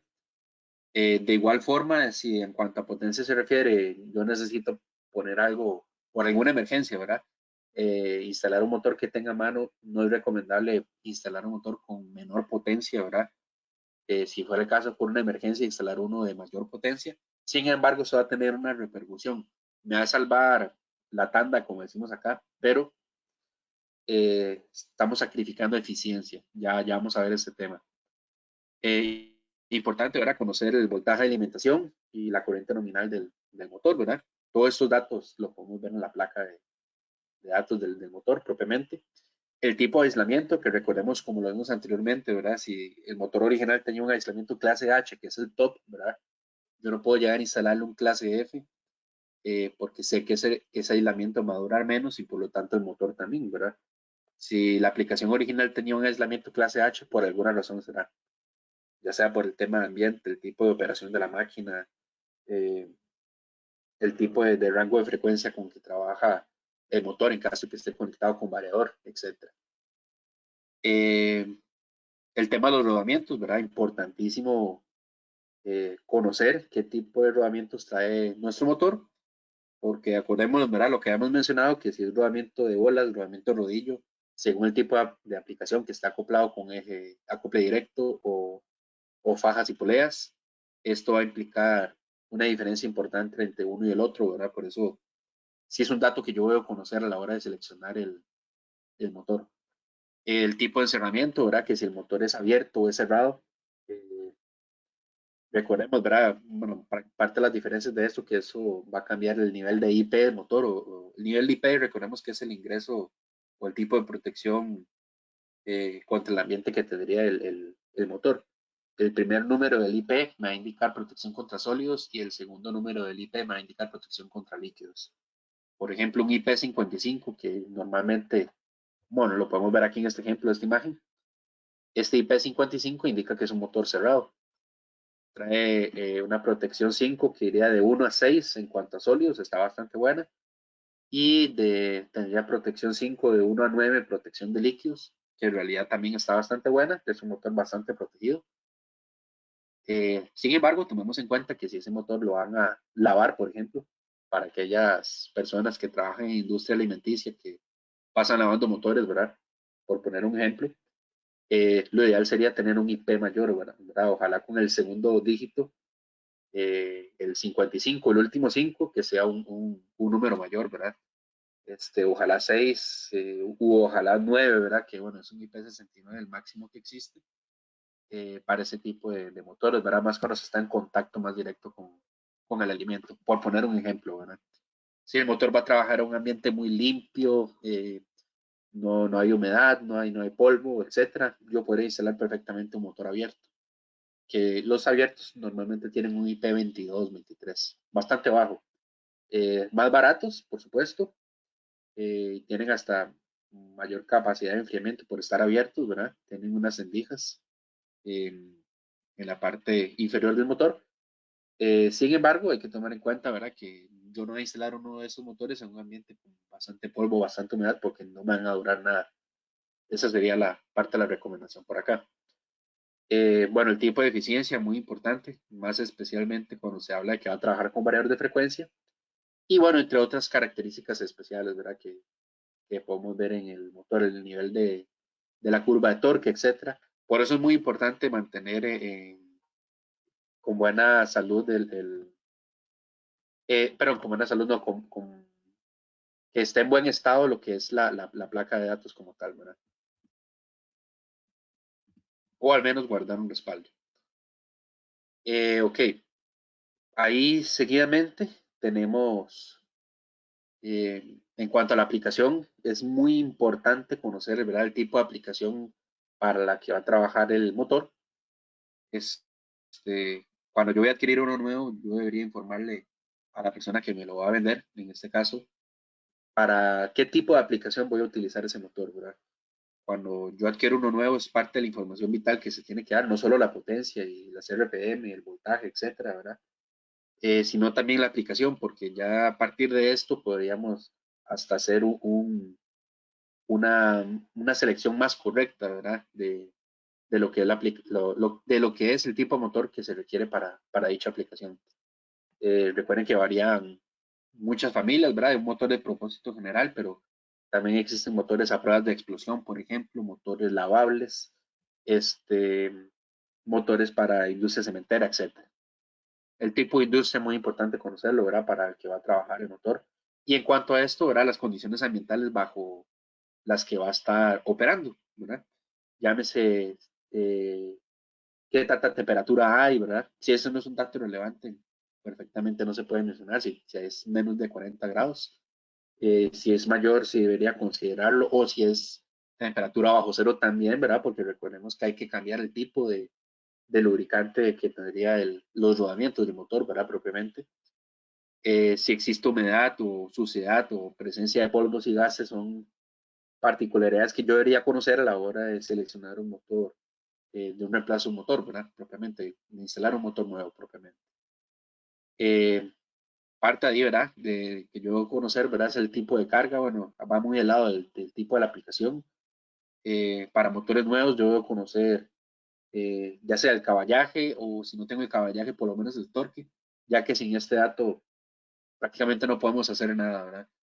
Este, ya, si ya la máquina original traía un motor de X potencia y ya RPM, yo debo respetar eso, porque es bajo cómo trabaja la máquina, ¿verdad? Y ya los fabricantes, ¿verdad? Los OEM en este caso, conocen el tipo de operación, entonces es algo que yo debo respetar prácticamente siempre, ¿verdad? No jugar mucho con esos números, ¿verdad? Importante conocer, ¿verdad? Si es una aplicación con mucha vibración, tomarlo en consideración, ¿verdad? Para el tipo de motor que se debe seleccionar. La posición de montaje, recordemos, ¿verdad? Que si voy a instalar un motor en posición vertical con el eje hacia abajo, debo considerar manejar tal vez un rodamiento de rodillo en la parte delantera, ¿verdad? Para evitar una sobrecarga sobre este rodamiento delantero, ¿verdad? Y alargar la vida útil del motor, ¿verdad? Propiamente. Eh, y bueno, como punto final también, y no menos importante, conocer el tipo de arranque y operación, ¿verdad? Si va a trabajar con variador de frecuencia, es importante saberlo. No todos los motores pueden trabajar con variador de frecuencia, ¿verdad? Tienen que tener la característica inverter. Y bueno, el rango de operación, ¿verdad? Eso es importante conocerlo, porque si yo voy a trabajar a muy bajas velocidades, llámese que estoy llevando al motor a menos de 20 Hz. Es importante saberlo, ¿verdad? Porque no todos los motores tienen la capacidad de aguantar el mismo torque para bajas velocidades, ¿verdad? Y ahí es importante también, va mucho de la mano el tipo de aplicación, porque va a depender si es una aplicación de torque constante o una aplicación de torque variable. Recordemos que de torque variable son como bombas, ventiladores, este, principalmente, ¿verdad? Eh, ya aplicaciones ya de torque constante, ya como mezcladores, por ejemplo, etcétera, etcétera, ya aplicaciones más de uso pesado. Ok, ya hablando ya del tema de eficiencia del motor, ¿verdad? Que es parte también de lo que debemos tomar en cuenta. Eh, que aquí hago un paréntesis, ¿verdad? ¿Qué me beneficia a mí tener un motor de eficiencia premium? Como parte de la información, ¿verdad? Los motores NEMA Premium, por ejemplo, ya todos tienen la capacidad inverter. O sea, el hecho de que ya sea premium, ya yo por defecto lo puedo utilizar ya sea para arrancar directo o para arrancar con variador de frecuencia sin ningún problema. Un motor que no sea premium, sí debo tomar en consideración que debe ser un inverter, ya que si no lo es, no va a poder trabajar con variador de frecuencia. Ya eso es parte, está como ya normado de que todos los premium ya pueden trabajar con variador de frecuencia. Entonces es un punto a tomar en consideración. ¿Para qué se ha hecho para tener motores más eficientes? Cada vez, ¿verdad? Que ya ahorita de hecho vamos por los super premium. Ya Baldor está sacando esa línea nueva para este año. Se está distribuyendo ahorita en Estados Unidos, Canadá, ¿verdad? No sé si México realmente todavía no sé, pero ya para la región aquí, ya a nivel centroamericano, por ejemplo, estamos hablando de que tal vez mediados o finales de este año ya los podemos empezar a distribuir. Super Premium, recordemos que es un equivalente a un IE4 en IEC, que es un nivel de eficiencia muchísimo más alto, ¿verdad? Que lo que hablamos de antes, ¿verdad? Que hablamos de los motores de alta eficiencia. ¿Ok? Ahora, ¿qué se ha hecho básicamente para poder tener motores cada vez más eficientes? ¿Qué han hecho los fabricantes? Básicamente reducir las pérdidas por fricción es utilizando ventiladores más pequeños y utilizando rodamientos antifricción. Se han utilizado láminas más finas tanto en el rotor como en el estator y se han reducido pérdidas en el core, es utilizando un core de mayor calidad, mayor pureza y una mejor precisión del diámetro del alambre en el bobinado del motor. También se han optimizado otras pérdidas adicionales, ¿verdad? Se han reducido debido a una geometría optimizada del motor. Esto, a grosso modo, ya en resumen, podríamos hablar de que se habla de un motor con mayor calidad de materias primas y mejor control de calidad en la fabricación. Tomar en consideración, ¿verdad?, que la eficiencia tiene su precio, ¿verdad? Obviamente, entre más eficiente sea el motor, pues un poco más costoso irá a ser este mismo, ¿verdad? Sin embargo, veamos como parte de las ventajas que vamos a ir teniendo, ¿verdad? Que la vamos a resumir en esta filimina. Propiamente, bueno, estamos hablando de que un motor más eficiente va a resultar un motor con menos pérdidas. Esto implica que sea un motor que trabaje menos caliente. Acordémonos de la norma, aquí la volví a poner y si estuviéramos haciendo un quiz, ¿verdad? Si fuera un examen esto, casi que esa es la primera pregunta que les haría ahorita a todos los oyentes, porque eso es algo que sí me gustaría que se lleven de la presentación de hoy, como los 5 para llevar que, que llamamos aquí en el patrón. ¿Qué es esta norma, verdad? Por cada 10 grados centígrados de incremento en la temperatura del motor, la vida útil del aislamiento se me va a reducir a la mitad. ¿Ok? ¿Por qué lo vuelvo a mencionar otra vez? Porque los motores premium trabajan menos calientes, ¿verdad? Esto va a implicar que, por ende, el aislamiento y por ende el motor vayan a tener una vida útil más larga que un motor que no sea premium, ¿verdad? Y ahora imagínense un super premium, más me va a durar, ¿verdad? Todavía. Al fin y al cabo, esa inversión inicial, que es un poco más costosa que el motor de menor eficiencia, va a implicarme también que el recambio de motores sea menos frecuente, o sea, vayan a durar más años y eso implique también que el tema de los mantenimientos y demás, ¿verdad? Yo me voy a ahorrar más dinero al fin y al cabo. Y bueno, dolores de cabeza también, porque recordémonos de que cuando se presentan todo este tipo de fallas, yo teniendo un motor más eficiente va a tener un motor con mayor confiabilidad. Acordémonos ese concepto que vimos al puro principio de la presentación de confiabilidad. Un motor de eficiencia premium o superior, como el super premium también, me va a dar a mí una mayor confiabilidad, dándome un motor con una mayor vida útil y por ende este, va a representarme a lo largo del tiempo una mejor inversión, ¿verdad? No solo hay que pensar en la inversión inicial, de que ocupo comprar el motor para allá y veo los precios y me opto por el más barato. Eso siempre pasa, pero si vemos un poquito más allá, podemos tomar en cuenta que tal vez pagando un poquito más al principio, yo puedo alargar la vida útil de ese motor, no cambiarlo tan seguido e incluso hasta ahorrarme paros innecesarios, ¿verdad? Y en cuanto a los mantenimientos también, ¿verdad? Va a ser un motor que yo voy a reemplazar menos frecuente, como les mencionaba. Como tercer punto, que ya lo mencioné, lo vuelvo a recalcar, ya esto por norma, todos los motores de eficiencia premium superior pueden trabajar con variador de frecuencia sin ningún problema. Ya todos vienen con norma de inverter. No como los de menor eficiencia, que sí hay que especificar que va a trabajar con variador de frecuencia para que traiga la opción inverter. Si no la trae, no va a poder trabajar con variador de frecuencia. Estos motores vienen fabricados con tolerancias más precisas, ¿verdad? Va a tener también un mejor balanceo y una vida útil de los rodamientos también va a ser más larga, ¿verdad? Propiamente. Mejora el factor de potencia, ese es otro punto a favor que tiene. Por lo tanto, va a tener menos potencia reactiva, ¿verdad? Y por otro beneficio también que queríamos obtener con motores de mejor eficiencia, mayor eficiencia, va a ser que las corrientes de arranque sean mucho menores. Yo voy a poder reducirme también en cuanto a multas, ¿verdad? Por demanda o también por temas de factor de potencia. Haciendo un recambio por motores sprinting, yo voy a lograrme beneficiar de todo esto. Y bueno, al fin y al cabo, que pues, parte del tema de lo que vimos hoy, ¿verdad? De las fallas de los motores, todas esas mejoras en esos motores implican que yo al tener una mayor confiabilidad voy a tener menos fallas. Y al fin y al cabo, a los que trabajamos en mantenimiento nos interesa bastante. Este, y para nadie es algo nuevo. Todo el mundo perfectamente sabe que un motor con mayor confiabilidad me va a implicar a mí menos dolores de cabeza y quién no va a querer tener menos dolores de cabeza en la vida, ¿verdad? Eh, Utilizando motores más confiables, más eficientes, voy a reducir esa cantidad de fallas en los motores, ¿verdad? Y por supuesto, bueno, con correctos mantenimientos y con una correcta selección del motor para cada aplicación. No poner un motor por ponerlo solo porque es de la potencia que yo requiero y listo, sino que yo ir más allá y tomar otras consideraciones, ¿verdad? Principalmente el ambiente, que es otro punto que hago énfasis, tenerle mucho cuidado a esa parte.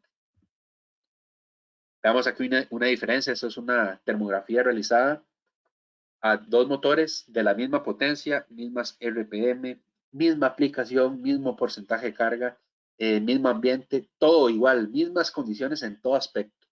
La única diferencia entre un motor y el otro es que este primero es de un motor de eficiencia estándar y el de acá es un motor de eficiencia premium. Veamos que la temperatura máxima que registra el eficiencia estándar en esa termografía es de 77.8, el punto más caliente, y en el premium el punto más caliente sería 69.2. Vean que la diferencia es casi cercana a los 10 grados centígrados. ¿Qué implica esto? Con lo que vimos anteriormente. Si este me va a durar 5 años, este me va a durar 10, solo por el tema de la temperatura. Y acordémonos, ¿verdad? En otro 5 para llevar, los principales enemigos de los motores son temperatura y vibración. Si yo cuido esos dos factores, voy a alargar la vida útil de los motores, ¿verdad? Como tal. Y ahí de tercero está el tema ambiental, que vuelvo y lo repito y lo recalco porque es muy importante tomar en consideración. Aquí podemos ver una diferencia entre uno y el otro, ¿verdad? Lo que son las curvas de eficiencia de los motores. Vemos que a lo largo de toda la curva, el motor premium va a tener una mucho mayor eficiencia que un motor de alta eficiencia o eficiencia estándar, ¿verdad? Veamos aquí a lo que quería recalcar es el correcto dimensionamiento, porque ese es otro tema. No es bueno tener un motor subdimensionado ni un motor sobredimensionado. Lo ideal es que este motor trabaje entre un 75 y un 85% de la carga para aprovechar el punto máximo de la eficiencia. Si ustedes notan esta curva, vean que como por aquí, por el 75 y el 85% está el punto máximo de la curva, tanto en el motor de alta eficiencia como el motor premium. Veamos que acá, a partir de ese punto, después del 85% empieza a decaer. Y obviamente, si yo empiezo a trabajar muy,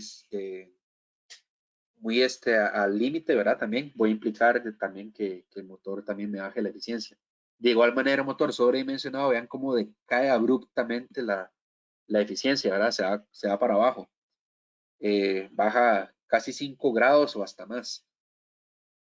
Por eso no es bueno tener un motor sobredimensionado. De que si el motor original era de 7.5 HP y yo llegué y instalé uno de 10 porque era el que tenía ahí guardado en bodega, para cubrir la emergencia está bien, pero si yo lo voy a tener ahí como un reemplazo ya permanente, no está del todo bueno, ¿verdad? Porque ese motor está trabajando sobredimensionado y está perdiendo mucha eficiencia en ese caso. O sea, va a consumir más de lo que requiere para producir el mismo trabajo que se requiere en la salida, ¿verdad? La misma potencia mecánica, pues. Y bueno, ya para ir finalizando la presentación, vamos a ver algunos de los productos que ofrecemos en el patrón, de todo lo que hemos visto el día de hoy que nos puede ayudar en los mantenimientos. Aquí le cedo la palabra a Ronald para que nos explique un poco de las soluciones en Fluco. Gracias, Max. Como lo dice el compañero, nosotros tenemos una enorme opciones, un abanico grande de opciones para la parte de mediciones. Sin embargo, para mantenimiento predictivo, nosotros recomendamos tener sí o sí termografía para poder ver, obviamente, esta presentación está muy basada en la parte de motores, pero la termografía es uno de los principales em, evaluadores en los problemas eléctricos, ¿verdad? En cualquier tipo de instalación. El segundo que nosotros recomendamos también casi que sí o así, en la parte de motores, por supuesto, y también en cableado en general, es un medidor de aislamiento. Nosotros contamos con equipos de 1000 voltios, 2500 voltios y 5000 voltios y hasta 10.000 voltios. Depende de las aplicaciones que cada uno requiera. Eh, y por último, el tema de vibraciones. Entonces, como podemos ver en la gráfica, primero tenemos que observar dónde están los problemas, ya sea con termografía, con equipos de análisis rápido de vibraciones como el Fluke 805, con equipos de medición de corriente como amperímetros, un poquito en calidad de energía, etcétera.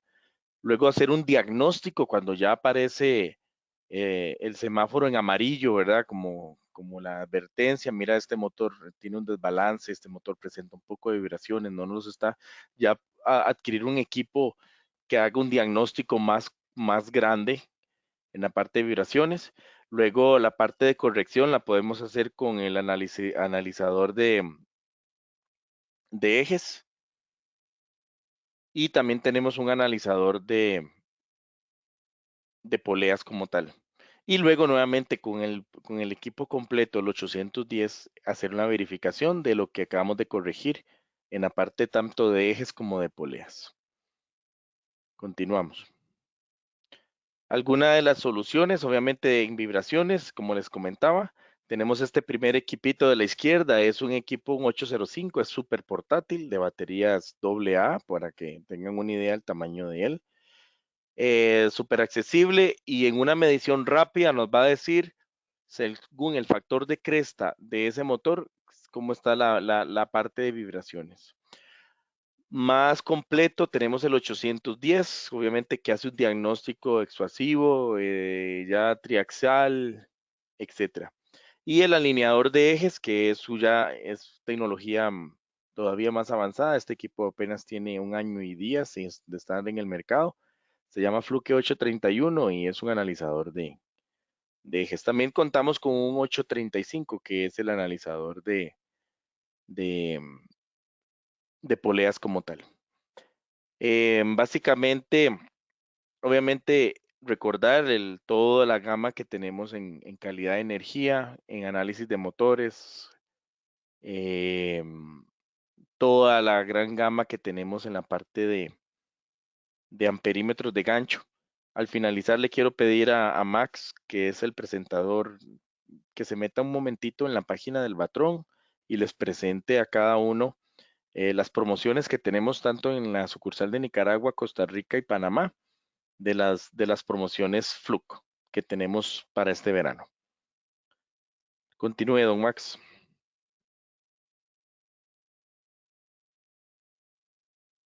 Gracias, Ronald.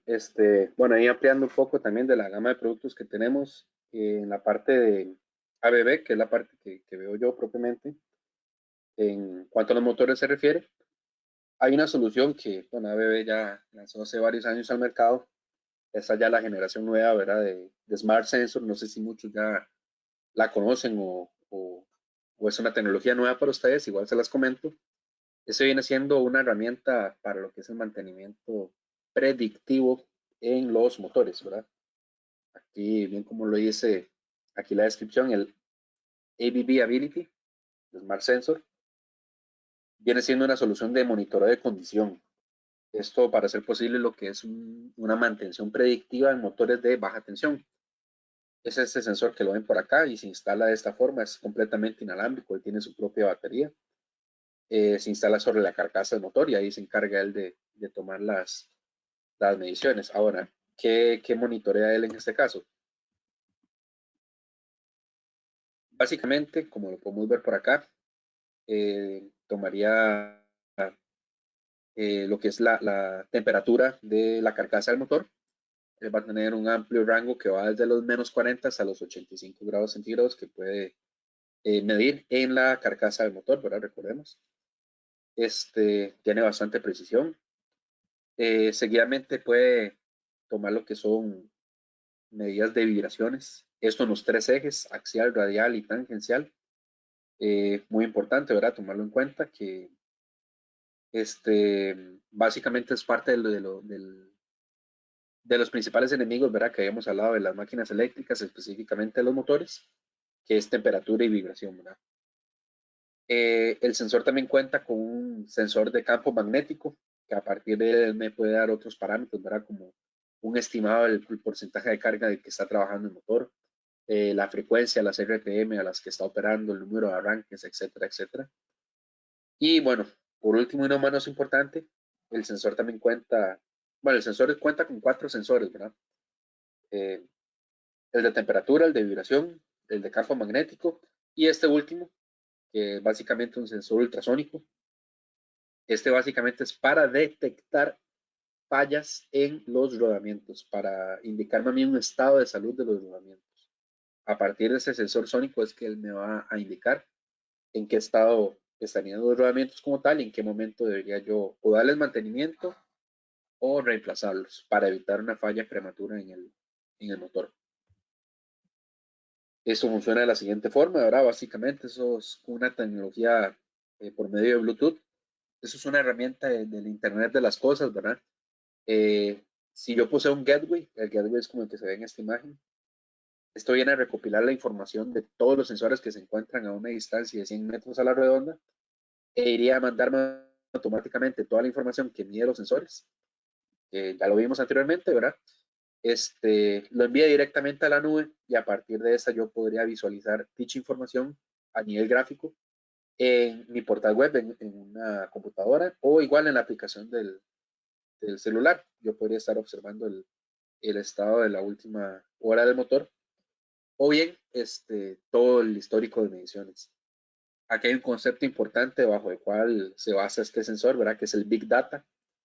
Bajo este concepto, ¿verdad? Él va a ir generando cada vez más, entre más mediciones va tomando, cada vez va siendo más preciso y me va a establecer a mí un rango de operación normal en base a la información que yo le ingrese en el sensor, ¿verdad? Parte de lo que me pide el sensor de ingresar la información es la data de la placa. Vuelvo y repito, ¿verdad? Es muy importante mantenerla en buen estado o mantener la información este, en algún lugar seguro, ¿verdad? De forma tal que yo no la pierda. Una vez yo le ingrese toda esta data de la placa de datos y inicialice el sensor propiamente y lo instale en la carcasa del mismo, ya él me va a dar un indicativo él va a ir tomando varias mediciones, ¿verdad? Las primeras no van a adquirir un valor de relevancia tan importante, sin embargo, ya después de unas cuantas, ya yo voy a poder empezar a ver una tendencia, un histórico. Entre más mediciones yo voy tomando, más preciso se va haciendo esta información, estas mediciones que realiza el sensor. Yo voy a saber que él va a trabajar en un rango determinado, con un máximo y un mínimo, y él me va a indicar que va a estar en un estado verde siempre y cuando trabaje dentro de ese rango. Si se me sale de ese rango, él ya se va a pasar a un estado amarillo, como un semáforo, ¿verdad? Ese estado es un estado de alerta. No significa que hay que intervenir el motor, pero sí significa que debe darle un seguimiento más constante. ¿Ok? Esto porque en cualquier momento podría pasar a rojo. Cuando ya pasa a rojo, eso es un estado de alarma. Ya es un estado crítico y me indica a mí que yo debo parar en ese momento de funcionamiento del motor para poderlo intervenir. Me va a dar algunas recomendaciones, ya sea dependiendo qué es lo que esté detectando que ande mal, si es por tema de temperatura, si es por tema de vibraciones o el estado de los rodamientos, ¿verdad? Me va a hacer alguna serie de recomendaciones para yo realizarle un mantenimiento adecuado y poder con esto poder echar a funcionar nuevamente el motor, ¿verdad? Y evitar que falle prematuramente. ¿Qué me va a ayudar este sensor? Básicamente, alargar la vida útil del motor. ¿Por qué? Porque va a realizar mantenimientos más adecuados, más en el momento que se requieren. Si nos ponemos, aquí regálame un segundo.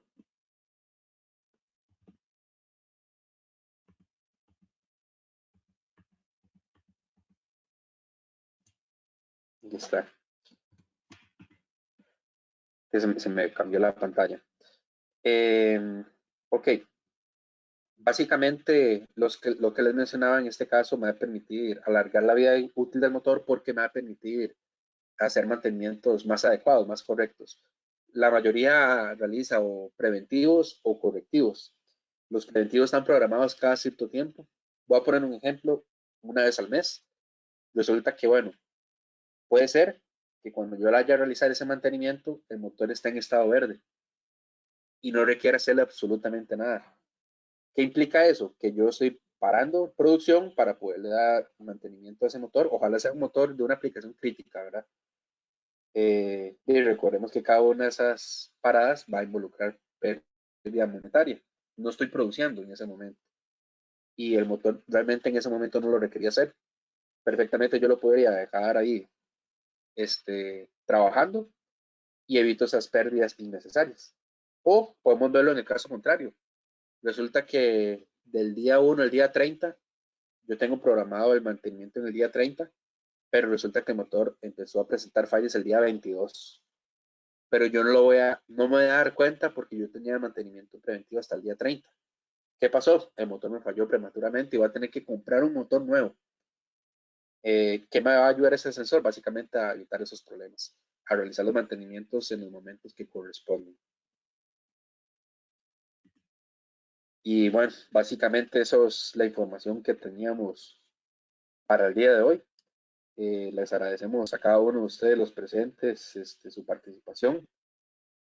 Ahorita en ese momento vamos a proceder a lo que es a la sección de preguntas. Vamos a ir leyéndolas ahí en el cuadrito de preguntas conforme las hayan ido ingresando y pueden ir ingresando nuevas si van surgiendo en el camino, ¿verdad? También. Este, nuevamente agradecerles y bueno, aquí voy a pedirle también ayuda a Ronald para que nos ayude a irlas viendo también. Claro, vamos ahí revisando. Vamos a ver.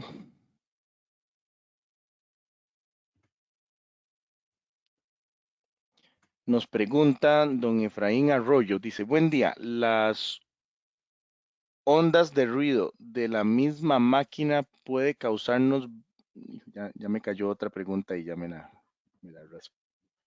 mandó de última, deme un segundo. Ajá, sí, ya vi esa pregunta de don Efraín. Sí, es que estaba leyendo y me cayó otra, entonces ya me la... Ajá, ajá. Las ondas de ruido de la misma máquina puede causarnos variante a la hora de hacer mediciones remotas y cuánto es el margen más o menos aceptable. Yo supongo que eso va más del lado del analizador de vibraciones, supongo. Ujú. ¿Sabes cuál es la Causarnos tolerancia del flujo, no? variante a la hora de hacer mediciones remotas.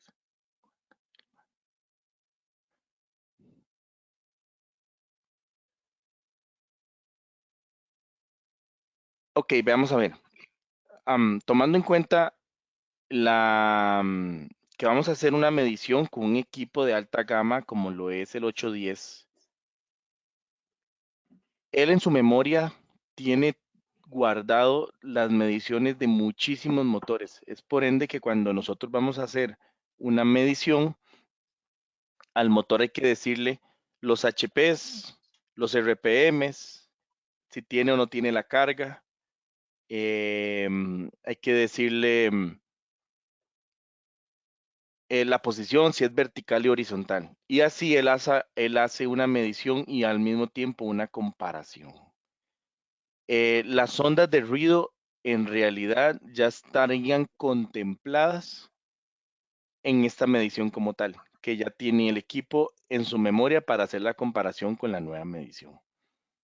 Entonces, le soy honesto, digamos, nunca me habían preguntado esto, digamos, relacionando estas dos cosas, tanto vibración como ondas de ruido, pero, digamos, el equipo, las mediciones que ya tiene guardadas en la memoria, obviamente fueron mediciones de diagnósticos donde estuvieron presentes las ondas de ruido como tal. Vamos a ver, dice don Perfecto. Justin Martínez, que dice, de momento no hemos logrado entrar en lleno con los mantenimientos predictivos en la planta, únicamente termografías con equipo prestado ocasionalmente. Sin embargo, tenemos mantenimientos preventivos por horas de funcionamiento. Actualmente se realiza limpieza, cambio de rodamientos y aplicación de aislamiento en spray Vanguard clase F. ¿Recomiendan realizar este último? ¿Vale la pena la aplicación de este aislamiento, don Max? Sí, básicamente, sí, todas esas son buenas prácticas como tal. El hecho de llevarlo por horas está muy bueno también. De hecho, el fabricante también da alguna indicación de cada cuánto deberíamos realizarlo, ¿verdad? En horas de operación. Es lo más adecuado, siento yo, porque a veces algunas personas lo hacen, no sé, periódicamente, no sé, en un periodo de un mes, de cada 3 meses, etcétera, etcétera. Ya eso va a depender de las políticas de cada cada planta, ¿verdad? Pero bueno, en cuanto a esta última consulta, sí puede ser recomendable, claro. Sin embargo, ahí lo estarían haciendo como una manera preventiva realmente, porque no van a lograr saber con certeza de cómo está en qué estado está el aislamiento del motor, ¿verdad? Ahí sí sería bueno, con una de las herramientas que vimos durante la presentación, poder hacer una estimación de en cuánto está su vida útil, ¿verdad? Propiamente. Eh, pero sí, sí es una buena práctica y sí es recomendable en este caso, ahí respondiendo a la consulta de don Justin. La Pues otra dice, de don Vladimir dice, ¿se puede usar un motor cuyo eje de rotor ha sido reparado? sí, en realidad sí, lo que pasa es que, bueno, va a depender también en qué condiciones se realizó, ¿verdad? Si lo hizo, por ejemplo, un taller certificado, eso es muy importante, eh, con el material que se utilizó, ¿verdad? Para el eje en este caso. Sin embargo, bueno, recordemos que esto va a implicar que haya perdido sus propiedades, ¿verdad? Mecánicas, este, el eje como tal, ¿verdad? Dependiendo, eh, va a depender de con qué tanta frecuencia se le esté volviendo a dañar, ¿verdad? Porque ya, yo diría que después de una segunda, una tercera, sería mejor desecharlo y conseguir uno nuevo, ¿verdad? Porque, o reemplazar el eje completo con el rotor, ¿verdad? Que esa es otra opción que manejan algunos fabricantes. Porque esto a la larga sí puede llegar a representar este, problemas con el eje propiamente y problemas generales con el motor, ¿verdad? Que puede implicar en otros daños, según lo que vimos en la presentación de las otras distintas fallas que pueden suceder, ¿verdad? Propiamente. Creo que vamos a ver si hay más preguntas. Bueno, don Vladimir otra vez, de la norma NEC, dice que hace referencia al desequilibrio de corriente. ¿Me podría indicar cuál es esa norma o en qué capítulo se encuentra? Vamos a ver, voy a devolverme. Eso es de desequilibrio de corriente.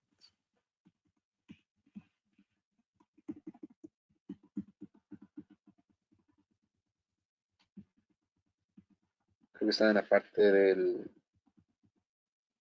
estator. Vamos a ver.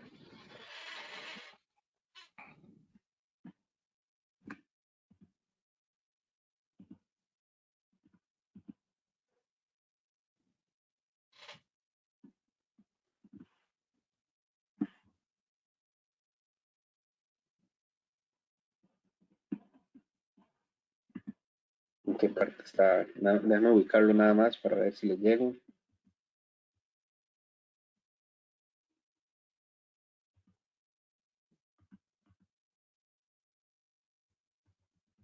Está más antes.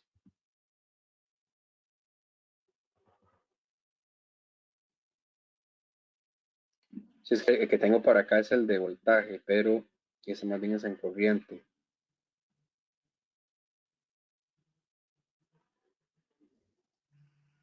Sí, en este caso, Max, de comprometernos a buscarla para compartirla, ¿no? Sería bueno, sí, para pasarle en el capítulo de la norma NEC propiamente. Ujú, La que tengo aquí a mano es esta, la de voltaje, una que sería voltaje. esta, la MG1 1243. Esa es en NEMA, ¿verdad? En IS cambia. Pero debe andar por ahí, para poderlo ubicar y básicamente ver el tema de la corriente, ¿verdad? Pero eso, si no, vamos también a respondérselo por correo, ¿verdad? Propiamente. Vamos a ver si hay algo más.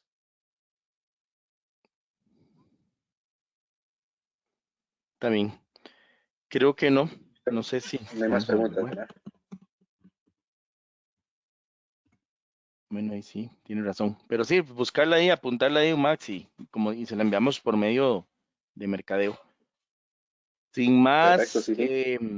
nuevamente, de mi parte, de parte de la parte de los especialistas de marca en el patrón, de parte de la fuerza de ventas, agradecerles. siempre la compañía de ustedes, que siempre estamos ahí presentes en, en los webinars todos los miércoles a las 9 de diferentes temas. Max, nada más si nos compartes lo de la promoción, porfa. Claro, voy a dejar más aquí de compartir para poder pasarme de pantalla.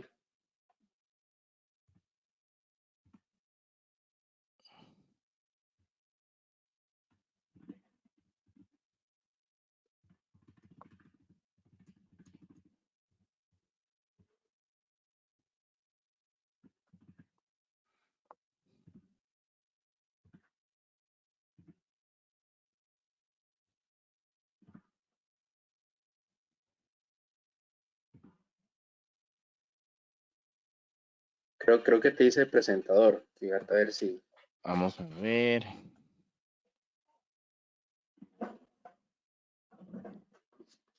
Creo para que que los sí. puedas mostrar aquí directamente. Ujú.